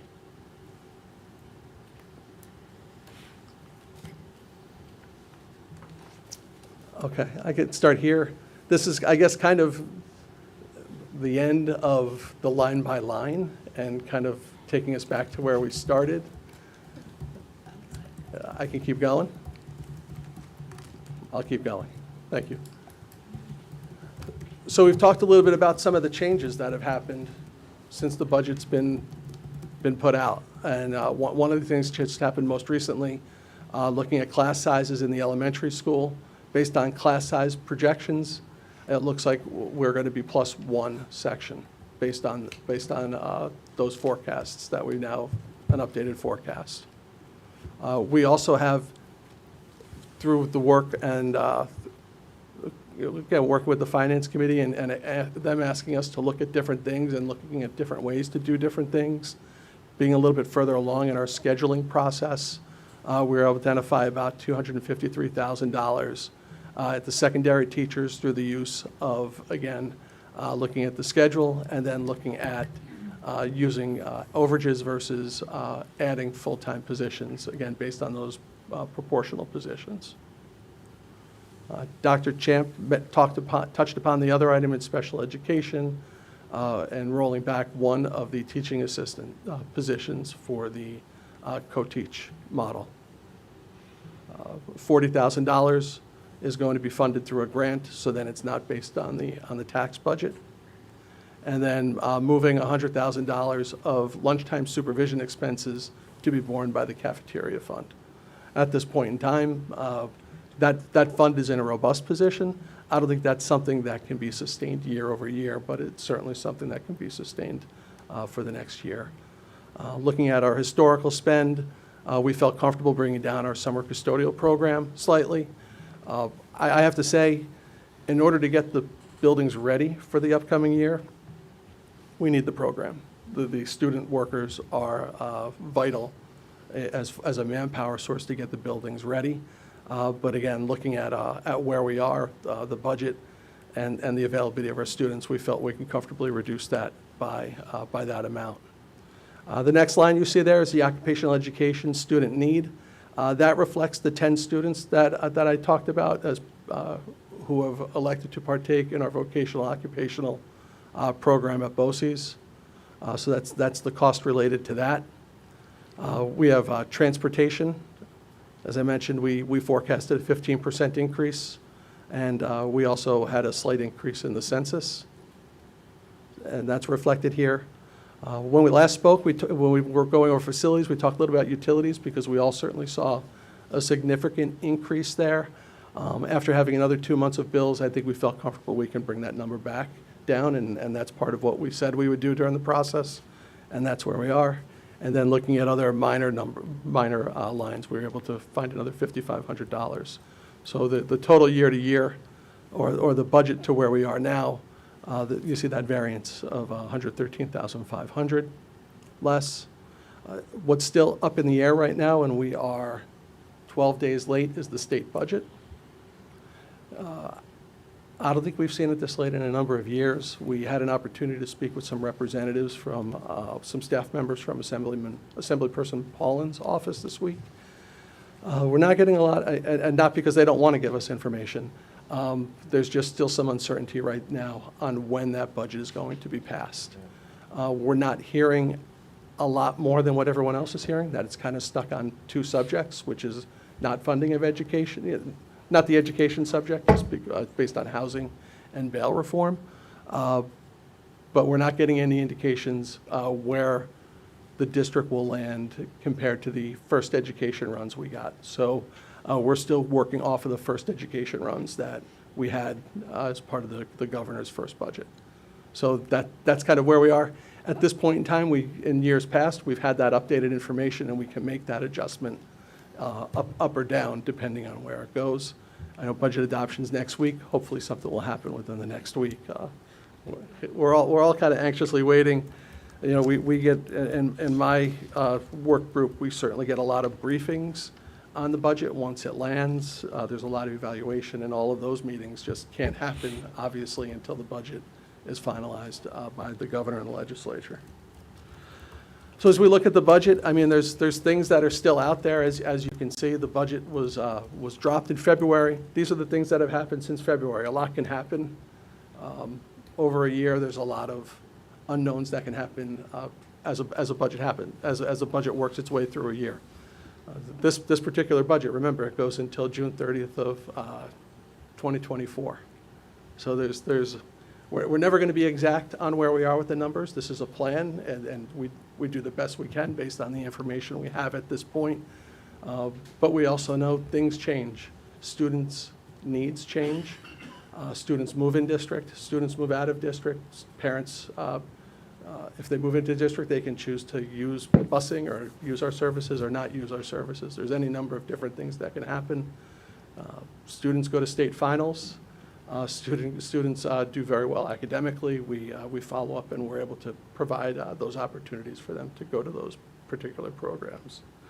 And then we have to think about moving forward, because I think part of our finance committee group is this is an annual spending plan, and then you have to think about how this fits into the district's long-range plan, and that's something that the board does every year. And long-range, as we know, there are unknowns out there. I just talked earlier a little bit about the pension funds and those increases or decreases, but those rates that are out of our control. They are determined by the pension boards or the state comptroller. We have health insurances. And again, that depends on where the health insurance market is, depending on, again, any number of different factors that we have. We can have our student needs vary, like I just mentioned. Inflation is no surprise to any of us. I think we've seen some favorable signs in some areas, but certainly over the last 2 years, it's been significant. And then it's a matter of managing those unfunded mandates. And again, we want to have a budget that's able to react to the student needs, the community demands, which are very important, and being able to do that is helpful. What else do we have here? Again, that's kind of why we have our contingency. I'm sorry. I just wanted to add for the finance committee members, we did that one staffing change at the top is something that we That was yesterday. arrived at Yesterday yesterday. afternoon.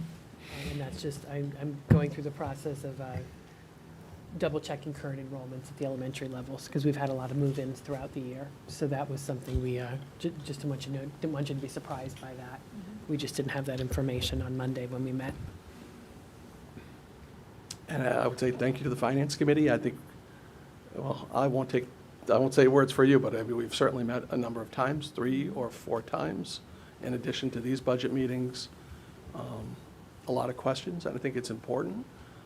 We were fortunate, our most recent meeting was 8 a.m. on Monday, right after the Easter holiday, which is always fun. But again, I think the conversation I hope has been helpful and informative. And I know it has been for certainly myself, and it's an opportunity, again, to provide as much information as we can. Just real fast, I just want to make sure, did we hear from the custodian if the door's unlocked? I called him and he said they were going down to take care of it. Okay, all right, thanks. Thanks, Chris. So, Still waiting. Jim, you showed the No, sort of sensitivity analysis of what level of debt service we use. When do we make the decision on that? You would want to make it, you'd want to finalize it by the next meeting for establishing the budget. So this evening is probably where we're going to be looking to the board for final direction so that we can prepare the budget.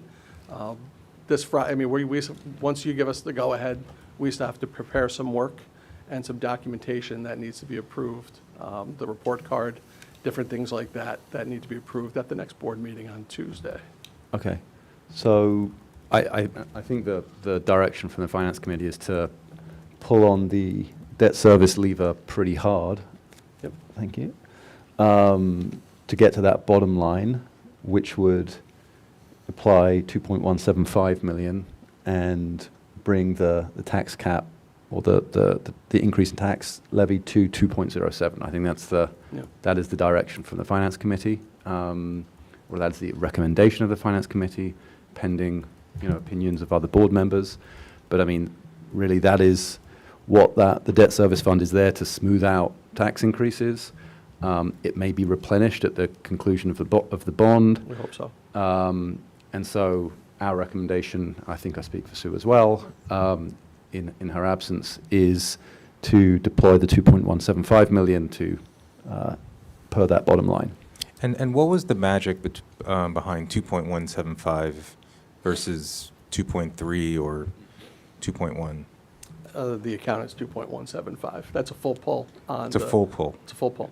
So we can't go further than that. There may be some interest earnings that we've accumulated this year, but that'll be de minimis, really. And again, as was mentioned, we're completing the 2018 capital plan. We anticipate to have residual dollars. Yep. Those unspent dollars would then flow back into the debt service fund and replenish the debt service fund for use in the same manner. And as we complete next year's budget, if those dollars are not needed as a revenue source, then they're available for a future year. Right. In the same way they're being used this year. I think the other recommendation the Finance Committee had is when the final state aid run comes in, that we use that to replenish a fund balance versus add programming or directly lower taxes. Right. Right, because I think we had a wide discussion about the pros and the cons of whether you choose to tax to the cap limit or you choose to go under that cap limit. And I think, again, I think as the committee worked through it, I think you saw kind of exactly that, the pros and the cons, and the incremental variance to the taxpayer too, and to what that and how that small. weighs out to the risk to the district for future years. I don't know if I overstated that for you, but. No, I mean, I was just gonna add to that. I know that too, the discussion also centered a lot around trying to contain costs.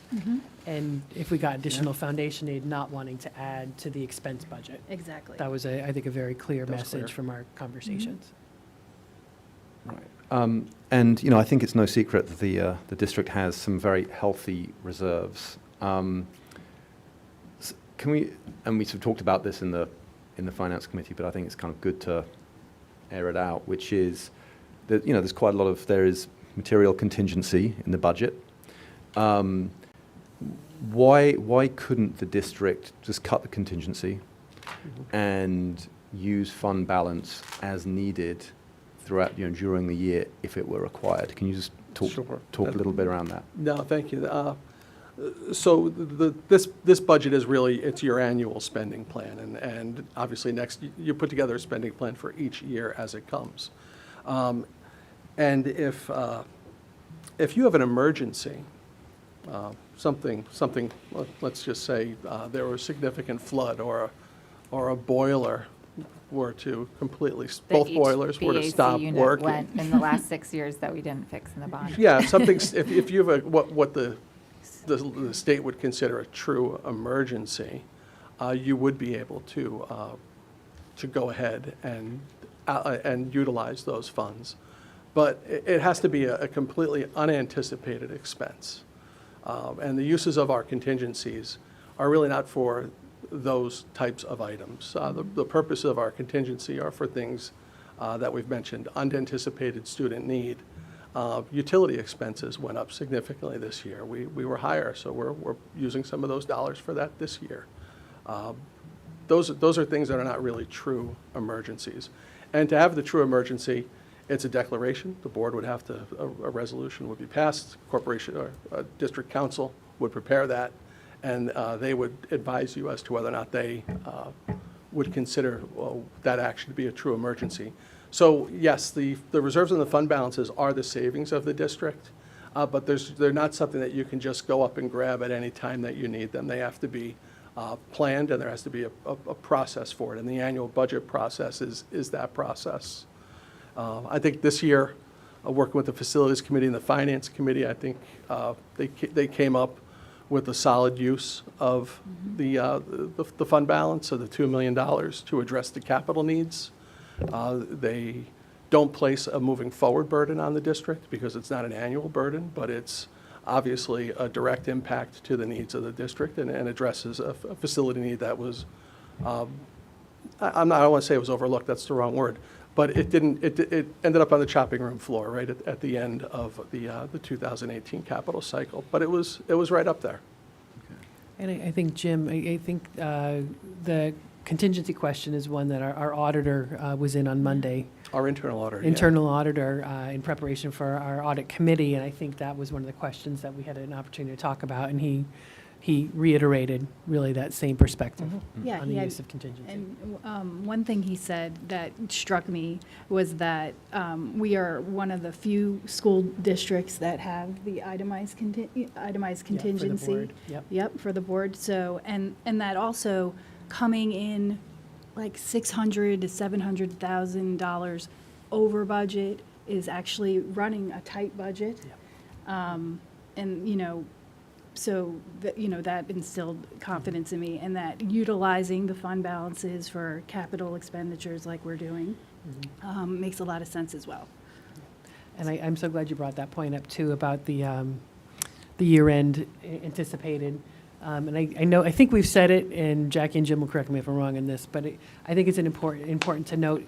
In hindsight, it's a lot easier to see how the revenues flowed and the expenditures flowed, but we actually are receiving $800,000 in additional interest income. Yes. Plus, we're anticipating, we haven't talked much about this piece, but we've applied for FEMA rebates through COVID. So that's an additional $1 million in revenue that was completely unanticipated a year ago when we were building the current budget. And it's only for that reason that we're projecting to end the year with a surplus. That's $1 million Instead of a additional deficit. revenue. Instead of a deficit. And then in that case, you would end up drawing down a fund balance. Right. So, and I think that was another point, I think that lent itself to why our auditor felt like, just like you said, we're running very lean with what's budgeted. So I know there's been a lot of discussion about the contingency, but this proposal is to maintain our 2% contingency in the place. Correct. Yeah. Yep. And I think the separate question, or related to reserves, I think the sort of strategy of the district over the years has been to grow and, well, draw down on the debt service, but nonetheless maintain a sort of a healthy and comfortable cushion of reserves, I guess, to offset potential shortfalls in revenue in the future. So, Jim, like when you think about what future risks to revenue might be, what keeps you awake at night? What are the things? What are the revenue lines that we don't have Jim's like, control let over? me count the waves. What wakes me up in the middle of the night? Yeah. What did we miss in the? No, but like, yeah. Yeah. What are the primary revenue lines that we don't have control over that, if things don't break our way, could be at risk, and that's when it's good to have the reserves because they need to be there for something, right? Absolutely, thank you. And I think I've made no secret of my how dubious I am of the state being able to sustain this level of state aid, and that's something that causes that makes me causes concern to me. Right now, some of this state aid is backed by federal dollars, and I think the board all received the most recent on-board publication, which showed a report from the state comptroller that tried to identify and make board members aware that there could be a fiscal cliff there. Now, the governor has committed to fully funding this formula, but she's also proposed changing the formula. So we may be, this year is favorable. Depending on how the new formula lands, we could see a variance to where we are currently. And of course, a lot of that draws upon the revenue status of the state, how their receipts are coming in. What does their income tax look like? What does their sales tax look like? What does their gambling revenue look like? Those types of things are going to impact the level of state aid that we receive year over year. So and that's out of our control. Again, Don was a little bit more favorable as far as interest rates. He thought they were going to hold for a few years. I'm happy to hear that from him. I just know, again, in our experience, we see how fast they can go down when market conditions dictate. But that's good to hear that he has that feeling and that's what he'll see. And you kind of listen to other people who've been around it for a while, and so that's good though. So we should probably see ourselves sustaining the interest rate for the near term, which is good. But we also know most of my career we've been in a low interest rate environment, and that generally has not been a reliable source of income. So long term, that could just be a greater unknown where we are right now. There's not a lot of other categories as you see as you look at our revenue categories of where we can be, and then the state can play around sometimes with building aid. And usually their practice has been they change it from a certain point moving forward, but so I think we're okay with where we are. But moving forward, it's just something that this board or future boards would have to be mindful of as you contemplate future capital projects. Good point. The $2 million HVAC, and that project we anticipate to be eligible for state aid. We'll have to submit it to the state, and that would make it eligible for that aid. So, Jim, speaking of capital projects, next year, if I remember correctly, we'll be doing our building conditions survey. Correct? Yes. So do you anticipate any, I mean, you guys keep a close eye on our buildings. It's not as if you aren't aware of the condition of our buildings, but when you receive a report like that, is there anything that comes as a surprise or that's not on your radar screen in terms of the costs that we'd either have to go out to bond for and incur in a future budget? Sure. Well, I think we've got a pretty good idea of where we think it could be pointing just based on the last report we had, and the items that were not addressed, that remain unaddressed as part of that last report. But what I would anticipate is we'll take that, we'll bring it to the facilities committee, and again, that's part of the process of seeing what can be addressed. Some things can be addressed with your regular budget if it's minor maintenance items. Some of them are heavier lifts, kind of as you see, like the rooftop unit replacements. That's just something that can't be handled that way. When does that report happen? Like, will we use that report? Will the facilities committee use that report to develop like a 5-year facilities plan? Yes. Okay. Yes. So that's exactly what we would use it for, and then depending on those conditions, again, it could start that discussion, and whether it goes further or not at that point in time, that's not obviously required, but it begins that discussion of whether to move forward and how to move forward with some of the items identified on that report. Which might align with when debts, a good chunk of debt service is rolling off, which is how other districts, we weren't in that position with this last bond, but Right. most districts in an ideal scenario go out to bond as debt's rolling off, so it becomes neutral to the taxpayers. Exactly. Hutchinson provided a different opportunity for the district. And, Yeah. and Hopefully yeah. future boards won't be in that position. Yeah. Let Well, that, and let the that middle opportunity school come too, once a career for all of us. Yeah, exactly. Can I sort of give my sort of general thoughts on, so, having spent many hours on the finance committee, getting under the skin of this stuff, I just want to sort of share my take and, for those who are interested, share my breakdown of the sort of primary issues at play here. And I think a lot of people who aren't on the board, just people in the community, will look at the top level numbers and they are pretty arresting. So, as I've mentioned before, we had a $76 million budget in 2020, in year 2021. That's now gone up to $91 million in 23-24. Of course, that $2 million of that $91 million is CapEx from reserves that I think is a good thing. So the comparable number is like $76 million 3 years ago to $89 million. That's still a lot, right? It's a big eye-catching increase. So I guess issue number one is, for me, is like, where does all the money go? And the answer to that is, although, I guess the most visible manifestation of the school district is its buildings, as you said, Jim, we are, our assets are the people who work here. I think, is it 83% of the budget is related to payroll, benefits, human costs, right? Something like that, north of 80. In that range.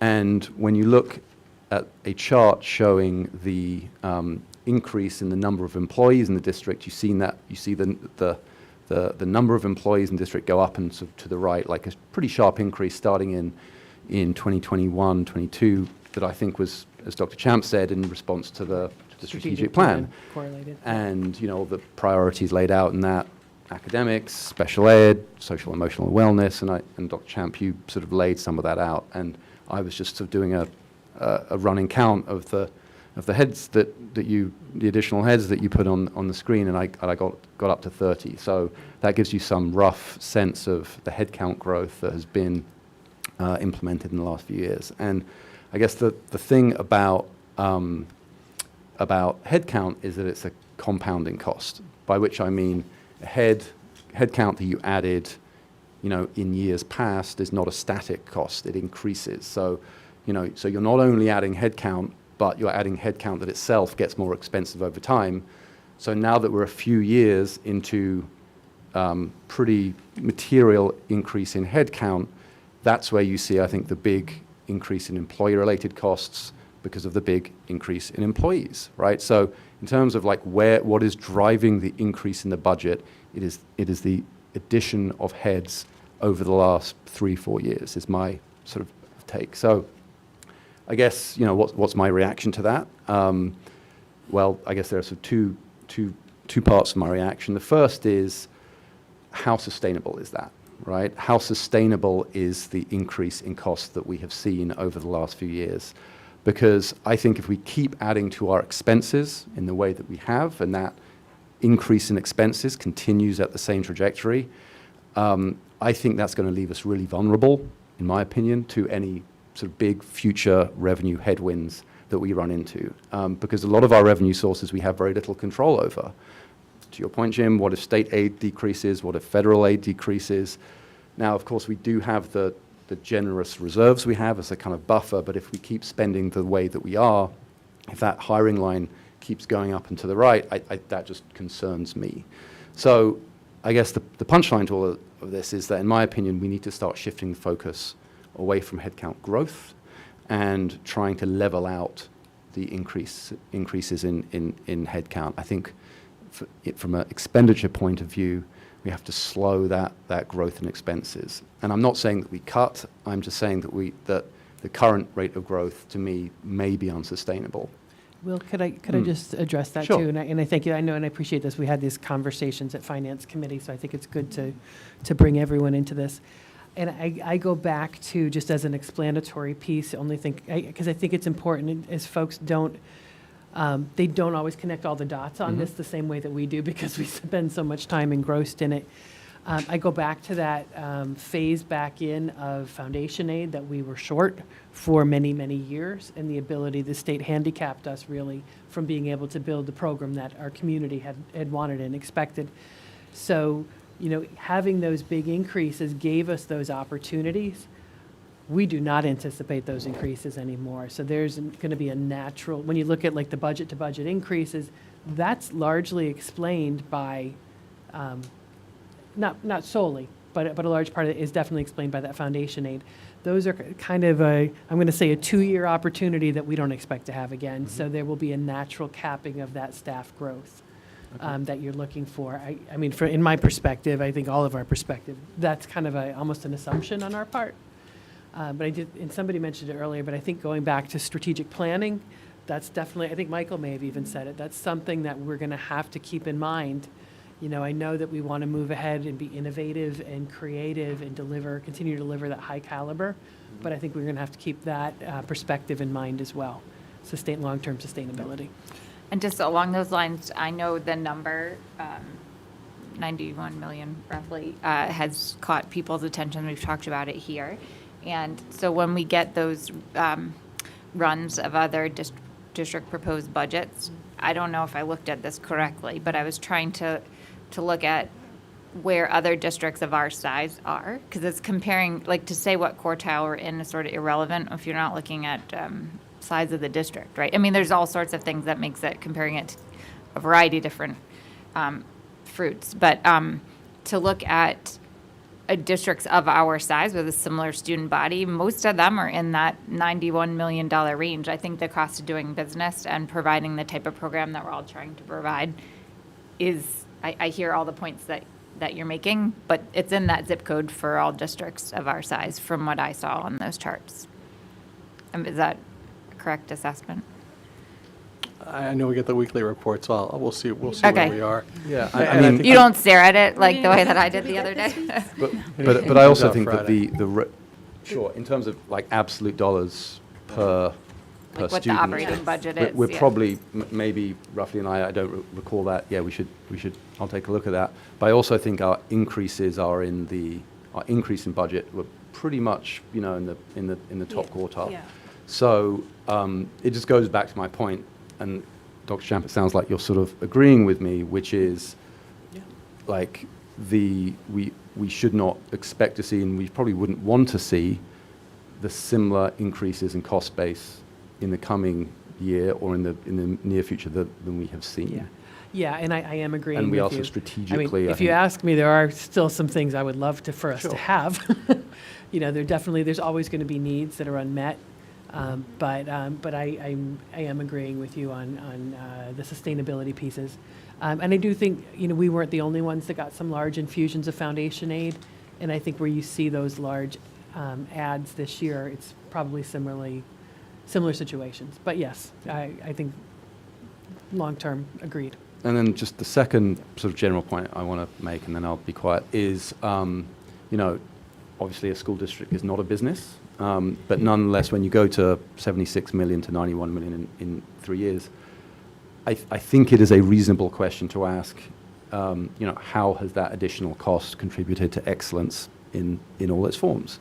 Or to put it another way, if someone asked me, outside of my experience as a parent, how has the school district been doing over the last few years? I think what I would probably say something like, I think it's doing well. I mean, college admissions seem to be better than they've ever been, or than they have in recent memory.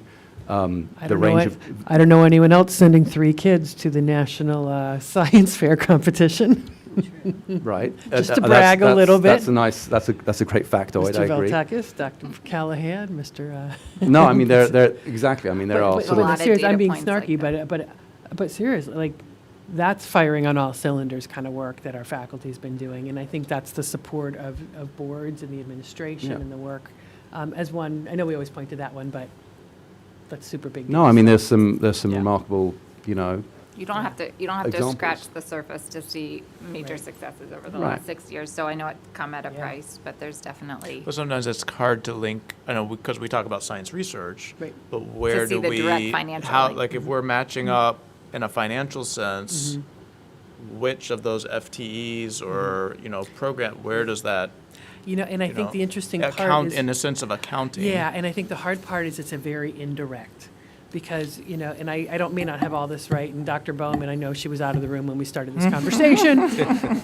Talking about how metrics of how do you measure, like, where's the excellence and success that you can connect back to budgets. When I think about science research, we've got, the enrollment in the program has grown, so it's not just Mr. Beltekis who's running that now. Mr. DeBello is helping, so there's additional staffing that are helping. We've added a middle school club, that's the feeder program to that. We've now revamped our entire elementary science program so that we're poised and ready for the next gen standards assessments that are coming. But along with that has come laying a better foundation for science thinking. And we've got the Pelham inquiry cycle that a lot more of our energy and time and conversation was focused on that prior to COVID. But that's something that's been in development for years. The inquiry cycle is embedded in so much of what we do, K-12. All of that indirectly. And takes time to develop. It's not like one feeds budget year, into, and then I know Dr. Callahan, I think in partnership with the PEF, brought in a consultant to help on With writing. Writing, A right. few years ago, it was about that our Scientific kids were not writing. performing Right. well in the writing portion as well in the science competitions. Right. And that's like, that was game-changing for our kids. So I think it's all those pieces put together over time. You could connect the dots of those. Can I point to them specifically in the budget parts of it? Probably, yeah. But I think it's that kind of innovative thinking and systemic thinking that is enabling us to build towards goals like that. So it's a very good question. I think it's just always hard to have the direct connections that we wish we had in education. But it might be worthy of the slides that you used. I mean, we've done a lot of look backs, you know, and last year we did it, and this year we did it down memory lane. But to put it in a succinct way on the website, and then some listing of, we've been really good over the last couple of years of showing all the accomplishments of the district. I think we could continue to do better, and could you almost do a side-by-side of like, here's all the, programmatic and academic here's all the successes, and just, we're never going to cover it all, but just something that. Yeah, I mean, there's no question, you know, and you showed it very well earlier, like the range of courses that we offer is great. I mean, it's remarkable. And I think class sizes are good as well. But, you know, other than those sort of periodic look backs, I think that generally, and sort of, and beyond people's own experience as parents, I just think that often people don't have more than those occasional, you know, updates from you and an anecdote and personal experience to kind of to base their opinions on. And I do think it would be useful and reasonable just to agree upon some measures that we can track to evaluate the district in a way that doesn't just commit us to test scores. You know, maybe those play a role. They do require a lot of commentary. I understand that and I concede that.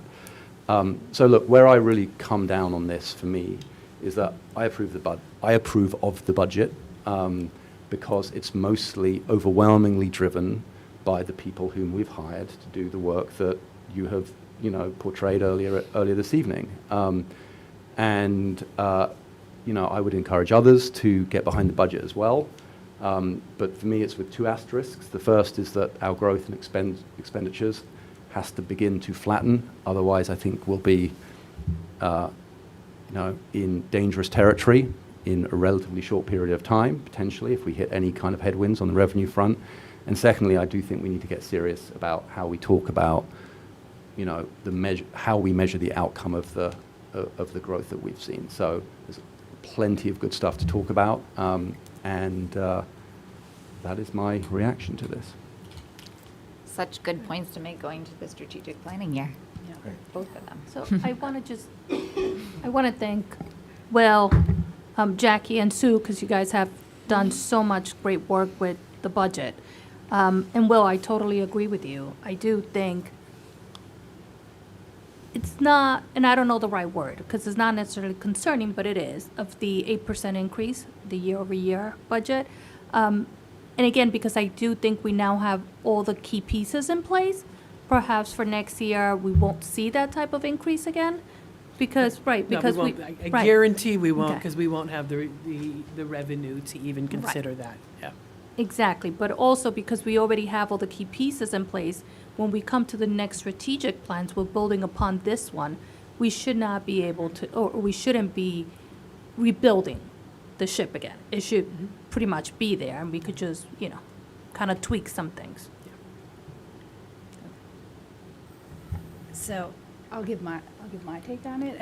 As part of the finance committee, I also support this budget and hope everyone, encourage everyone to do that as well. I think the development of the budget is fundamentally sound, and I thank Jim and Jackie and the whole office, you know, for painstakingly going through in detail with us, you know, step by step, how it's put together. I think, you know, it meets the needs of Pelham students, which is the most important thing, right? When putting a budget together. Another kind of check mark for me is it looks to utilize our fund balance, right, for something productive, which is, you know, the capital projects for the HVAC here at the middle school and the 2 playgrounds. But I also agree with Will that moving forward, it would be great to align on measures of success. We do talk about, we talk about what they are, and there are many of them, and perhaps people view it a bit differently. It would be great for the board and the district to just have, a line on measures that we can track, and then also the growth rate. I think, that is, when we look at that board report that's coming weekly, that the growth in the budget is the growth rate is much higher than the average. And I understand why that is. It's because of the staff, and that's really important. But we do need to look to kind of make sure that that's not continuing to grow at that rate. And I think we've aligned on that here.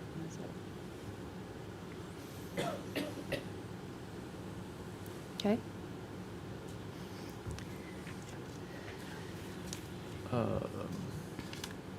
My only other thought, and I think the points everybody made were really good. From a policy perspective, I have thought of, at our next policy meeting, looking, because we have a budget policy, I can't remember exactly what it's called, but just to make it very clear that the board be involved very early at setting some, an expectation of sort of the total expenditures and tax levy increase, and maybe some metrics like that. That would be in line with this idea of, making sure that we're being sustainable. Budget planning and development. That's the policy you're referring to. Yep. And I That think, sounds like a good we've idea. certainly talked about metrics and the downsides to that, but, I think many people think of this, as an investment, right? And the education of all the, students. How do we, when you think of an investment, you want to see your return. So I know sometimes it's almost the opposite way of, like an investment account. We're talking about the returns and then trying to match it to the input. But it would be nice to see the inputs, the FTEs here, the, whatever increases here, and can we say, what was the reason, is there a measurable outcome from that? So that we're, making sure that we talk about needs, but, sometimes there's wants. And how do you differentiate it? Is this a need? Is this a want? Did this investment pay off? Yeah, so I guess, thanks for the next strategic plan. Yeah, and I think it's hard, just to your point, Dr. Shah, it's probably hard to do like a one-to-one of, one interventionist, equals this in terms of outcomes. But this idea of a set of macro outcomes that we generally all agree on. So coming out of our 4 elementary schools, like what should our students look like? What do we believe they should be demonstrating coming out of 5th grade collectively? What do we expect coming out of middle school? What do we expect coming out of high school? College admissions is an easy one. But for each of our levels, there should be some kind of, again, agreed upon systemic measures where you can't do the one-to-one on each individual, but it's a sense that system-wide, because the great thing about the science fair, it's wonderful, but there was 3 kids, right? So it feels anecdotal. It's great, but how do we demonstrate system-wide excellence on things that have been agreed upon previously, right? And it's just clear what we're all working towards. Yeah, and I think the efforts around SMART goals this year, in listening to this conversation, especially hearing your comments, we approach those with that in mind. I think we all look back to those, especially in our work with the administrators. You'll see that we kind of anchored around those transition points or ending points. Some schools will often, as part of strategic planning or related to it, they might undertake a profile of a graduate type approach. Last year I talked with Judy Wilson a little bit about that. She thought Pelham was a little bit beyond that, which I thought was an interesting and appreciated perspective, but not in the sense of, I'm not disparaging that by any means, but that our strategic plans and the work that's been done in teaching and learning over the years has almost stretched us a little bit beyond that at times. But to the point of maybe communication of those things, clarifying those things, being able to really systemically communicate those things or align those things, there could be some value in looking at that type of an approach. Yeah. Start with the end in mind. Yeah, that's exactly it. Yeah. Just one other thought about the strategic plan. And I can't say for sure the prior, but I know, this strategic plan in terms of whole child, authentic learning, cultural competence is very much about program. But I think we need the finance, facilities, staff development, hiring, like those, that has to be part of the strategic plan, like as those core elements. And then, the program development too. Yeah, I think they were in the prior strategic plan too, very similar. But yeah, most definitely, you can't do one without the other. And just hiring people isn't going to necessarily get the job done. So, which is why I think if you look back to the prior strategic plan, it was a strand that was, actually I think it was one of the 4 goal areas at that point in time. Our approach was more embedded within. If you look at the action steps leading towards the goal, you saw professional development and resources and those sorts of things. So it's never been just about hiring more bodies. I think this was about build the vision, build the structure to sustain it, especially when the opportunity presented itself, knowing that those opportunities don't come along every year. So.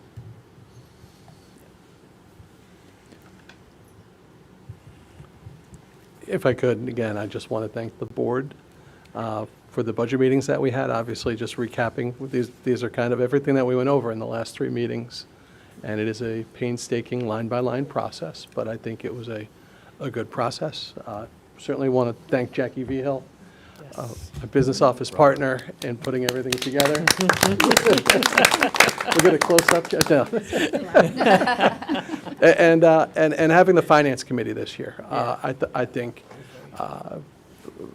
for us in our budget development, I certainly found it helpful. I think having that dialogue, we met 3 or 4 times outside of these meetings, mostly early in the morning. We usually went beyond the time limit that we had set. And I think, again, I think it's valuable because, again, it's valuable for us to understand what the board's perspective is. We want to deliver what the board wants. This budget ended up being your policy. And then the inquiry from the board is very helpful for us, too, because we're able to answer your questions, and we want you to be most comfortable with the information that's being provided to you. So thank you very much. So next Tuesday, we vote? Yes, so the key dates are, there's the board adoption of the budget is on next Tuesday. We'll be sending out the final information that we have available on Friday.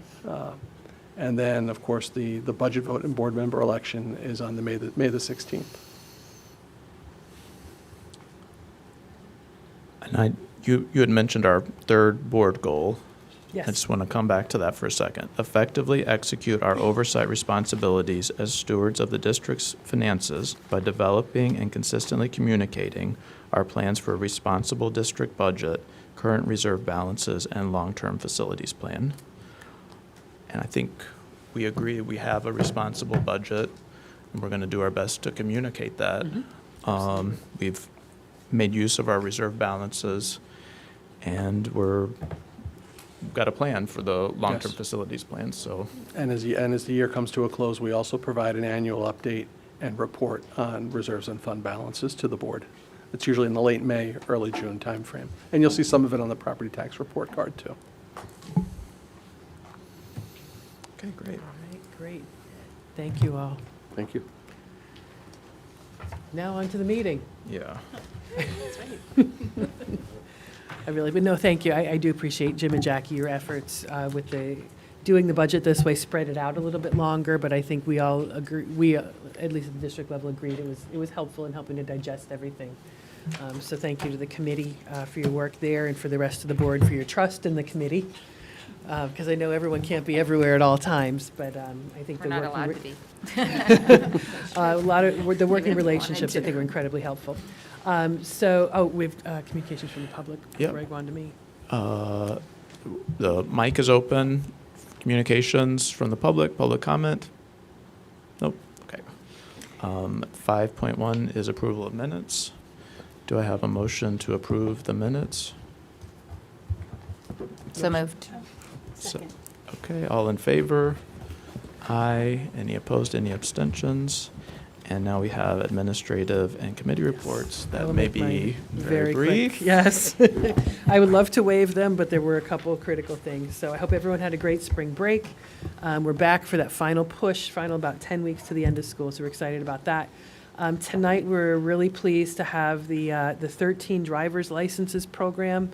The high school spearheaded bringing that in. It's and I know Dr. Bowman may do a better job of explaining it, or Ms. Holtz. They think they both had a chance to at least poke their head in tonight. But it was just a special event that was brought in by the high school. I think it was a partnership with the Holocaust Human Rights organization. A good chance for community and students to come in and really understand some important perspectives from Holocaust survivors. So great opportunity, and thanks to the folks that made that happen at the high school. Want to also thank the Junior League for their continued partnership. We had a really brief but very special ribbon cutting at Julianne's. Both member leadership from the Junior League, from our facilities staff was there, myself, Dr. Fitzgerald, and the Borsellas, and as well as the fire department were there for the ribbon cutting. And it was just a wonderful opportunity to celebrate. Thank you to the the facilities committee who recommended the installation of the playground that was originally designed for Hutchinson at Julianne's. It was a beautiful fit. Could not have been a more perfect weather day, and it turned out that it was Julianne's birthday. So it would have been her 31st birthday. So we were just really pleased to be there with the Borsella family and to donate that, to do the ribbon cutting, to donate that playground on behalf of the district. So there is more work to be done on that site, thanks to the Junior League. They're kicking off their fundraising efforts, so thanks them for their creativity and their efforts that are yet to come. On that note, I did want to put to rest some concerns about ADA compliance. I think most folks here know that that set was originally designed to go at the Hutchinson School. It was designed by Dr. Fitzgerald, fully compliant with ADA regulations related to playgrounds. So it was designed with the necessary components in it. There's two different, I believe they're called transfer, two different transfer spots on the set that then enable a student who needs them access to the required number of elements. So two different spots where they can get on, gives them access to 10 different elements, components right within the system. So the equipment itself is ADA compliant. It meets those expectations. It actually exceeds those expectations on a couple points. The grounds themselves, Mr. Condon from the playground contractor today just provided some ADA materials about the base. So the mulch base that we use is compliant when properly maintained. So the property as it stands now is fully ADA compliant. We are hoping with as the Junior League does their revised layout of the property, that even some things like curbing and the paths can be improved even above and beyond what they are now. So I wanted to set that record straight, that the current set is fully ADA compliant as installed. And certainly the Hutchinson set that is to come, all the access and ramping and those types of things will be involved. And I know we were talking even today at an OACM meeting, a construction meeting, making adjustments for curbing and things like that to try to make the property as accessible and safe as possible. That all those conversations are well in hand. And one more thing, probably the most exciting to some people, tonight on the board's agenda is a final revision of this year's school calendar to officially make The 2 days before Memorial Day, Thursday and Friday, no longer contingency days, they will now be vacation days. That might be what I get the most questions on. Right? Those 2 days, the district will be closed. Barring some unforeseen emergency between now and then, we always have to reserve the right to pull those back. But because we did not take any emergency weather days this year, we're now clearly out of snow season. I feel confident recommending that. So say the 2 dates again? Those would be Thursday and Friday before Memorial Day. So we are talking about May 25th and 26th will now be school closed. Enjoy a nice 5-day Memorial Day weekend. Those are in recognition of my birthday. So thank In you. recognition of Dr. Bowman's birthday, Very gifts kind will be welcome. accepted. Yes. So that ends my report tonight, because I know we've had a long meeting, and I know the assistant soups have just a few items to share as well of importance Monday. Thank you, Jackie. Have a great night.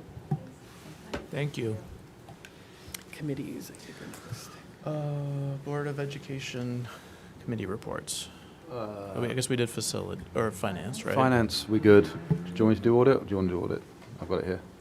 Okay, go ahead. Shall I go ahead? Okay, so the audit committee also met on Monday and reviewed the auditor's update on their recent examination of the district's various financial and accounting practices. No areas of immediate concern were identified. The 3 areas looked at this year were purchasing, payroll withholdings, cash activities, and like I say, during the testing of those areas of the district's operations, no concerns were raised. And for the coming year, the district will focus on, but one of the outcomes of the report were for the coming year, the district will focus on creating and updating written processes for payroll, HR, and special education. Those were the recommendations. That's it. Could I jump in with one little thing back to my report? I missed it. But just wanted to also, another thank you to the high school PTA for their sponsorship in screening of the Earth Day film, One Planet. So thank you to the Picture House for their partnership on that. Thank you for the math and science departments, Dr. Callahan, all the folks from the school that were involved in that partnership. We appreciate the special partnership that we have with our local communities that really put STEM right at the center of what we do for our students and families. So thanks to them. Back to reports. Sorry. Any other committee reports? No. Assistant Superintendent's update on authentic learning. So I guess there's never a good time to not be sitting at the table, but I have the opportunity to, I heard 3 students, and I know it was science, so I just want to clarify a couple of things. If you were talking about Regeneron, then we had 3 Thank you. students I got it. in the top 300 students nationally selected from Pelham. And over time, last year we had 2, and prior to that we had 1, which does show growth, right? So I think over time that speaks to some of the additions to program, like the contract with the person who came in to help with writing. I know that's been a big piece. But just this year, with ISIF, the number 3 comes up again, where Pelham had 3 students who were recognized through ISIF. But what's important to note is that it's a maximum of 3, so you can't go beyond 3. It's not allowed. And also, we had 70 students who entered, which was the highest in the county. So if you want to look at that as a standard of excellence, I think that the participation also speaks for itself in that realm. And speaking of participation, currently Dr. Callahan is trying to figure out what to do with all of our science research students, given the FTE counts that we have and the growing interest in the number of students who want to be part of our science research program. So it's in there, but it is difficult one-to-one. And depends also somewhat on how you're defining excellence. Speaking of excellence, we got some good news yesterday that because of our Tri-States visit that recently took place, we will have our Middle States accreditation extended for 7 years beyond the expiration of our current accreditation. That is due in January of 2024. So essentially, we will be good for 7 years beyond January 2024, bringing us to January 2031, if my math is correct. And that was as a result of the Of- work around tri-states. Yes. Excellent. Yes. So that just came in within the last 24 hours. I also want to take a moment to talk about the planning process for our summer programs. We're working really hard to make it so that we will be able to continue with our Summer Stars program at the elementary school level, our middle school Summer Learning Institute, our Algebra Summer Institute, our Earth Science Summer Crash Course, and we will be adding pre-calculus to our offerings this year. Just some interesting information about that, trying to create opportunities for students to accelerate who maybe didn't have them at first. Students who are currently in Math 8 but want to still accelerate for 9th grade have the opportunity to take their algebra course this summer. So that's an important opportunity to provide more access to higher level classes, which is another way that we can see how some of the things that we're putting into place are providing more opportunities. And similarly, our students who are going from 10th grade to 11th grade will have the opportunity to take our pre-calculus course, which we're working, and I think we're in the final stages of getting all of that situated to have a dual enrollment status for that, so that they'll be eligible to take calculus as juniors, which in another situation wouldn't have been allowed because of the prereqs that are in place. So we do have a lot coming up that's going to be very exciting. I sent to the board prior to the vacation the mid-year report on our students' progress. As I mentioned, available with any questions. And you said to make it quick, so that's all I have to say. Thank you. And Assistant Superintendent's update on the whole child. Yes, I'll be brief as well. Just to mention quickly in special education, our special education and PPS staff are in the throes of our annual review season. It's always a very busy time for all of our staff. Our psychologists, the special ed supervisors who are busy chairing meetings. I just want to, make a general thank you to all of the general education teachers, the related service providers, the school counselors who, find the time in their busy days to come and be part of the mandated membership of the CSE meetings, and also just all of the work that gets involved in collecting the data, doing goal review and building the documents. So I just want to thank everybody for their time. I know it's a lot of pull on people. Just quickly, in regards to wellness, and as previously noted, our district has been giving a student survey in collaboration with Pelham together since 2009.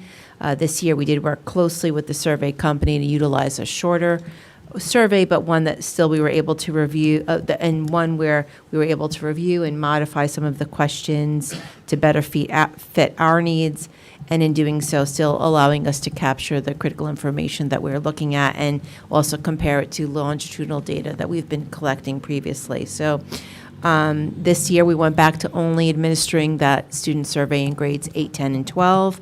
This was done either on March 28th or 29th, again, with parents having the opportunity to opt out if they chose to have their student do so. Authentic Connections is the research-based company that we work with that provides the survey.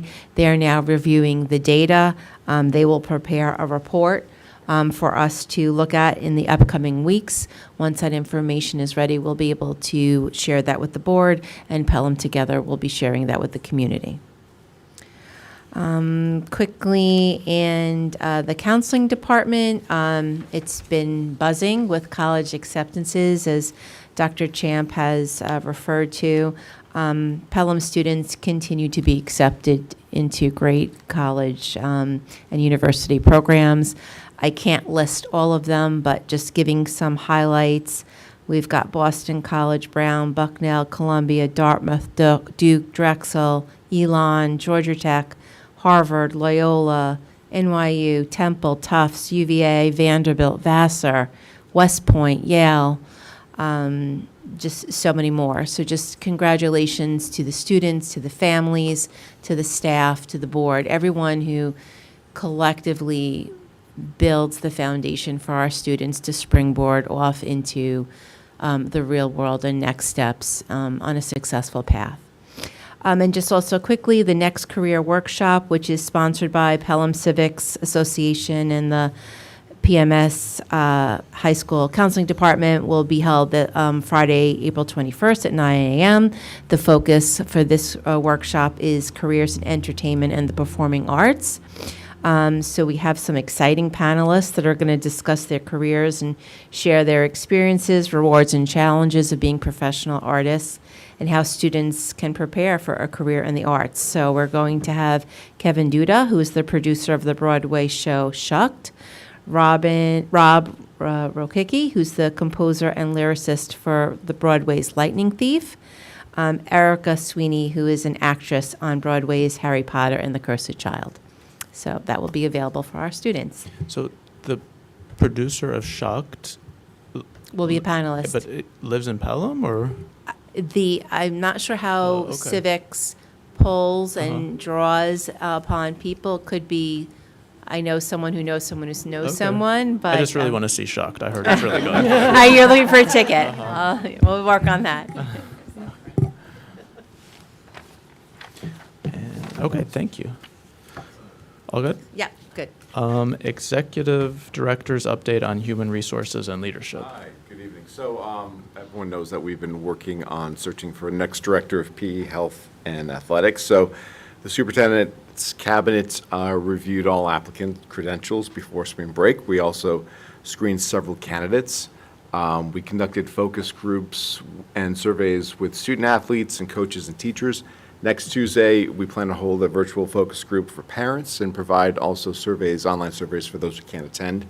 And then our goal is to invite candidates to meet with a team of stakeholders next Friday. So that's been busy in terms of getting all that accomplished. The key piece to it really is get an idea from the first two groups, like I said, with the stakeholder groups. We'll do this again next week with parents. But when we met with and got some feedback from students, athletes, and coaches, we asked about what are the characteristics you believe a successful director of PE, health, and athletics, what type of characteristics they should have and embody. Just a few, I just want to mention, I'm not going to get into the whole thing, but excellent communication skills, strong leadership skills, passion for PE, health, and athletics, being present and their presence at school and athletic events, organized, integrity, passion, reliability, trustworthiness, industriousness, pride, able to identify with student athletes, understand all the types of sports which are played at the school, promote physical health, not just mental health, open-mindedness, observant and respectful. So those are just some of the characteristics that have been brought to our attention in terms of what we're looking for in a successful candidate. No, more information next week. Thank you. Okay, thank you. And Assistant Superintendent's update on finance and facilities. Thank you. So obviously, we're working on budget. In addition to that, as you can see, the facilities are up and running. The spring sports are in service. And I know the fields are being widely used, which is terrific and good to see. Before the break, you may have recalled some local districts had swatting instances that had happened. Again, I just want to say the coordination and the communication with our local law enforcement professionals was really helpful, and it really shows at times like that. We convened our administrators, we convened our local law enforcement, and we also worked with our Alteris team so that we were prepared for the call that thankfully never came. And it's just an unfortunate situation, to say the least, of where we are right now. But I think that the practice and that coordination really helped us execute on that day. And again, fortunately, nothing happened at that point in time. So we kind of work our way through that. As far as the business office, we're putting out our food services bid shortly, so that'll be happening in the very near future. We've got an RFP going out for external auditors, and we have an RFP going out for architectural services. So we're moving along on those items as well. And this evening, there's just a couple items. We received some new cafeteria tables. We want to get rid of the old ones, and that's the excess items. And we'll auction them off, and somebody will buy them. And just for the sake of one last time, given the late hour, our marching orders that we're walking away with tonight, just checking that this is the consensus that we're hearing, going forward with the budget as proposed, pulling the full lever on debt service reserve, With the modifications. with the modifications as proposed tonight. That's right. Correct? Good? Yes. Correct. Okay. Thank you. Just thank you for that, for the double check. And I think in terms of our discussion about metrics or measurement and our goal of accurately communicating, maybe some of our communications could be about, the program increases and also the impacts and linking, to the most certainly. impacts. I think, and too, I made some notes, these could be really good discussions for our retreat this summer as well. Yep. Okay, thank you. All right, should we do 7.1 through 7.9 as a consent agenda? Great idea. Do I have a motion? So moved. Second? All in favor? Aye. Aye. Any opposed? Any abstentions? No. And, okay, then we have policy monitoring and governance. So we have the second reading of policy 3421, Title IX and sex discrimination. This was kind of regulatory and legally required updates to that policy. And we need this in place. Any questions about this one? Any other? Didn't the Biden administration just come out with their guidance? I haven't seen any guidance yet on it, to be honest with you. I believe it was supposed to come out in May. They were anticipating it. But regardless of when that happens and what it actually stated, we're going to have to revise this policy again, probably in the fall. But we haven't gotten any guidance from BOCES saying, hey, here are the new rules. So, in light of that, until we receive that, we still have to go with a new policy based on the previous administration's changes.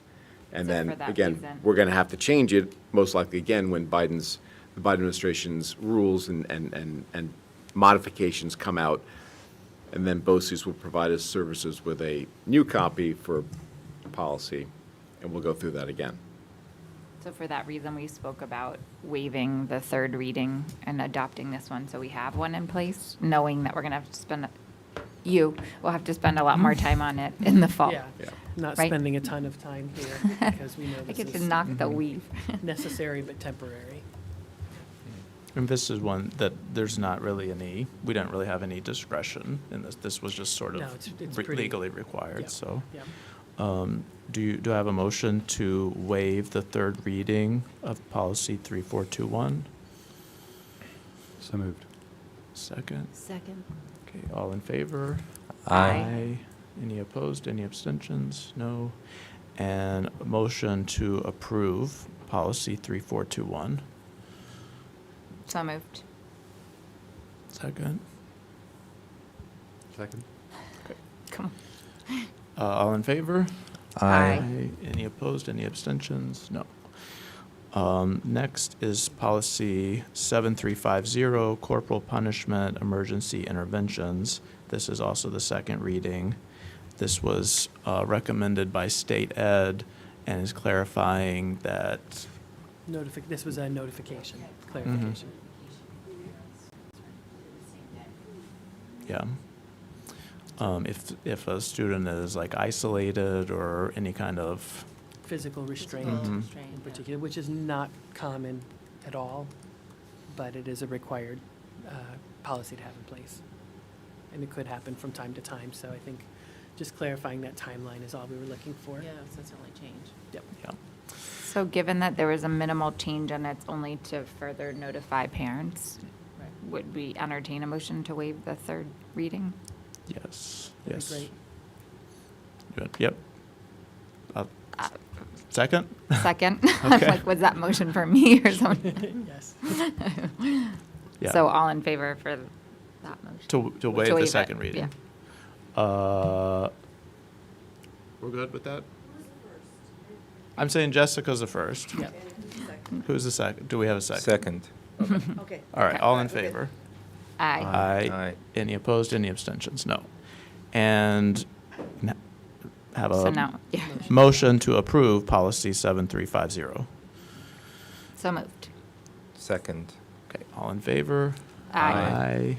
Any opposed, any abstentions? Adding No. 2 to the list, very nice. Yeah. Yes.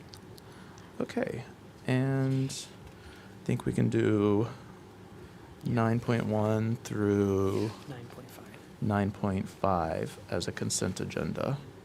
Do I have a motion? So moved. Second. Okay, any comments or questions about this? No, I think we're good. Okay, all in favor? Aye. Any opposed, any abstentions? No. 10.1 is motion to approve Schedule D. Do I have a motion? So moved. And second? Second. All in favor? Aye. Aye. Any opposed, any abstentions? No. And any new business? No. And last chance, any comments? Public comment is open? Nope. Okay. And welcome, Tade Green. Great to see you here. And last, I would accept a motion to adjourn. So moved. Second? Okay, all in favor? Aye. Any opposed, any abstentions? No. What's there to Not on oppose that to? one. All right. Excellent. Thank you And all. the prediction was 11 o'clock, so All right, you beat it. 10:42. Hopefully you had a good bet on that. Okay, thank you. Thank you all. Very, very good. This is great. Yes, thank you so much. You guys did really, just captured.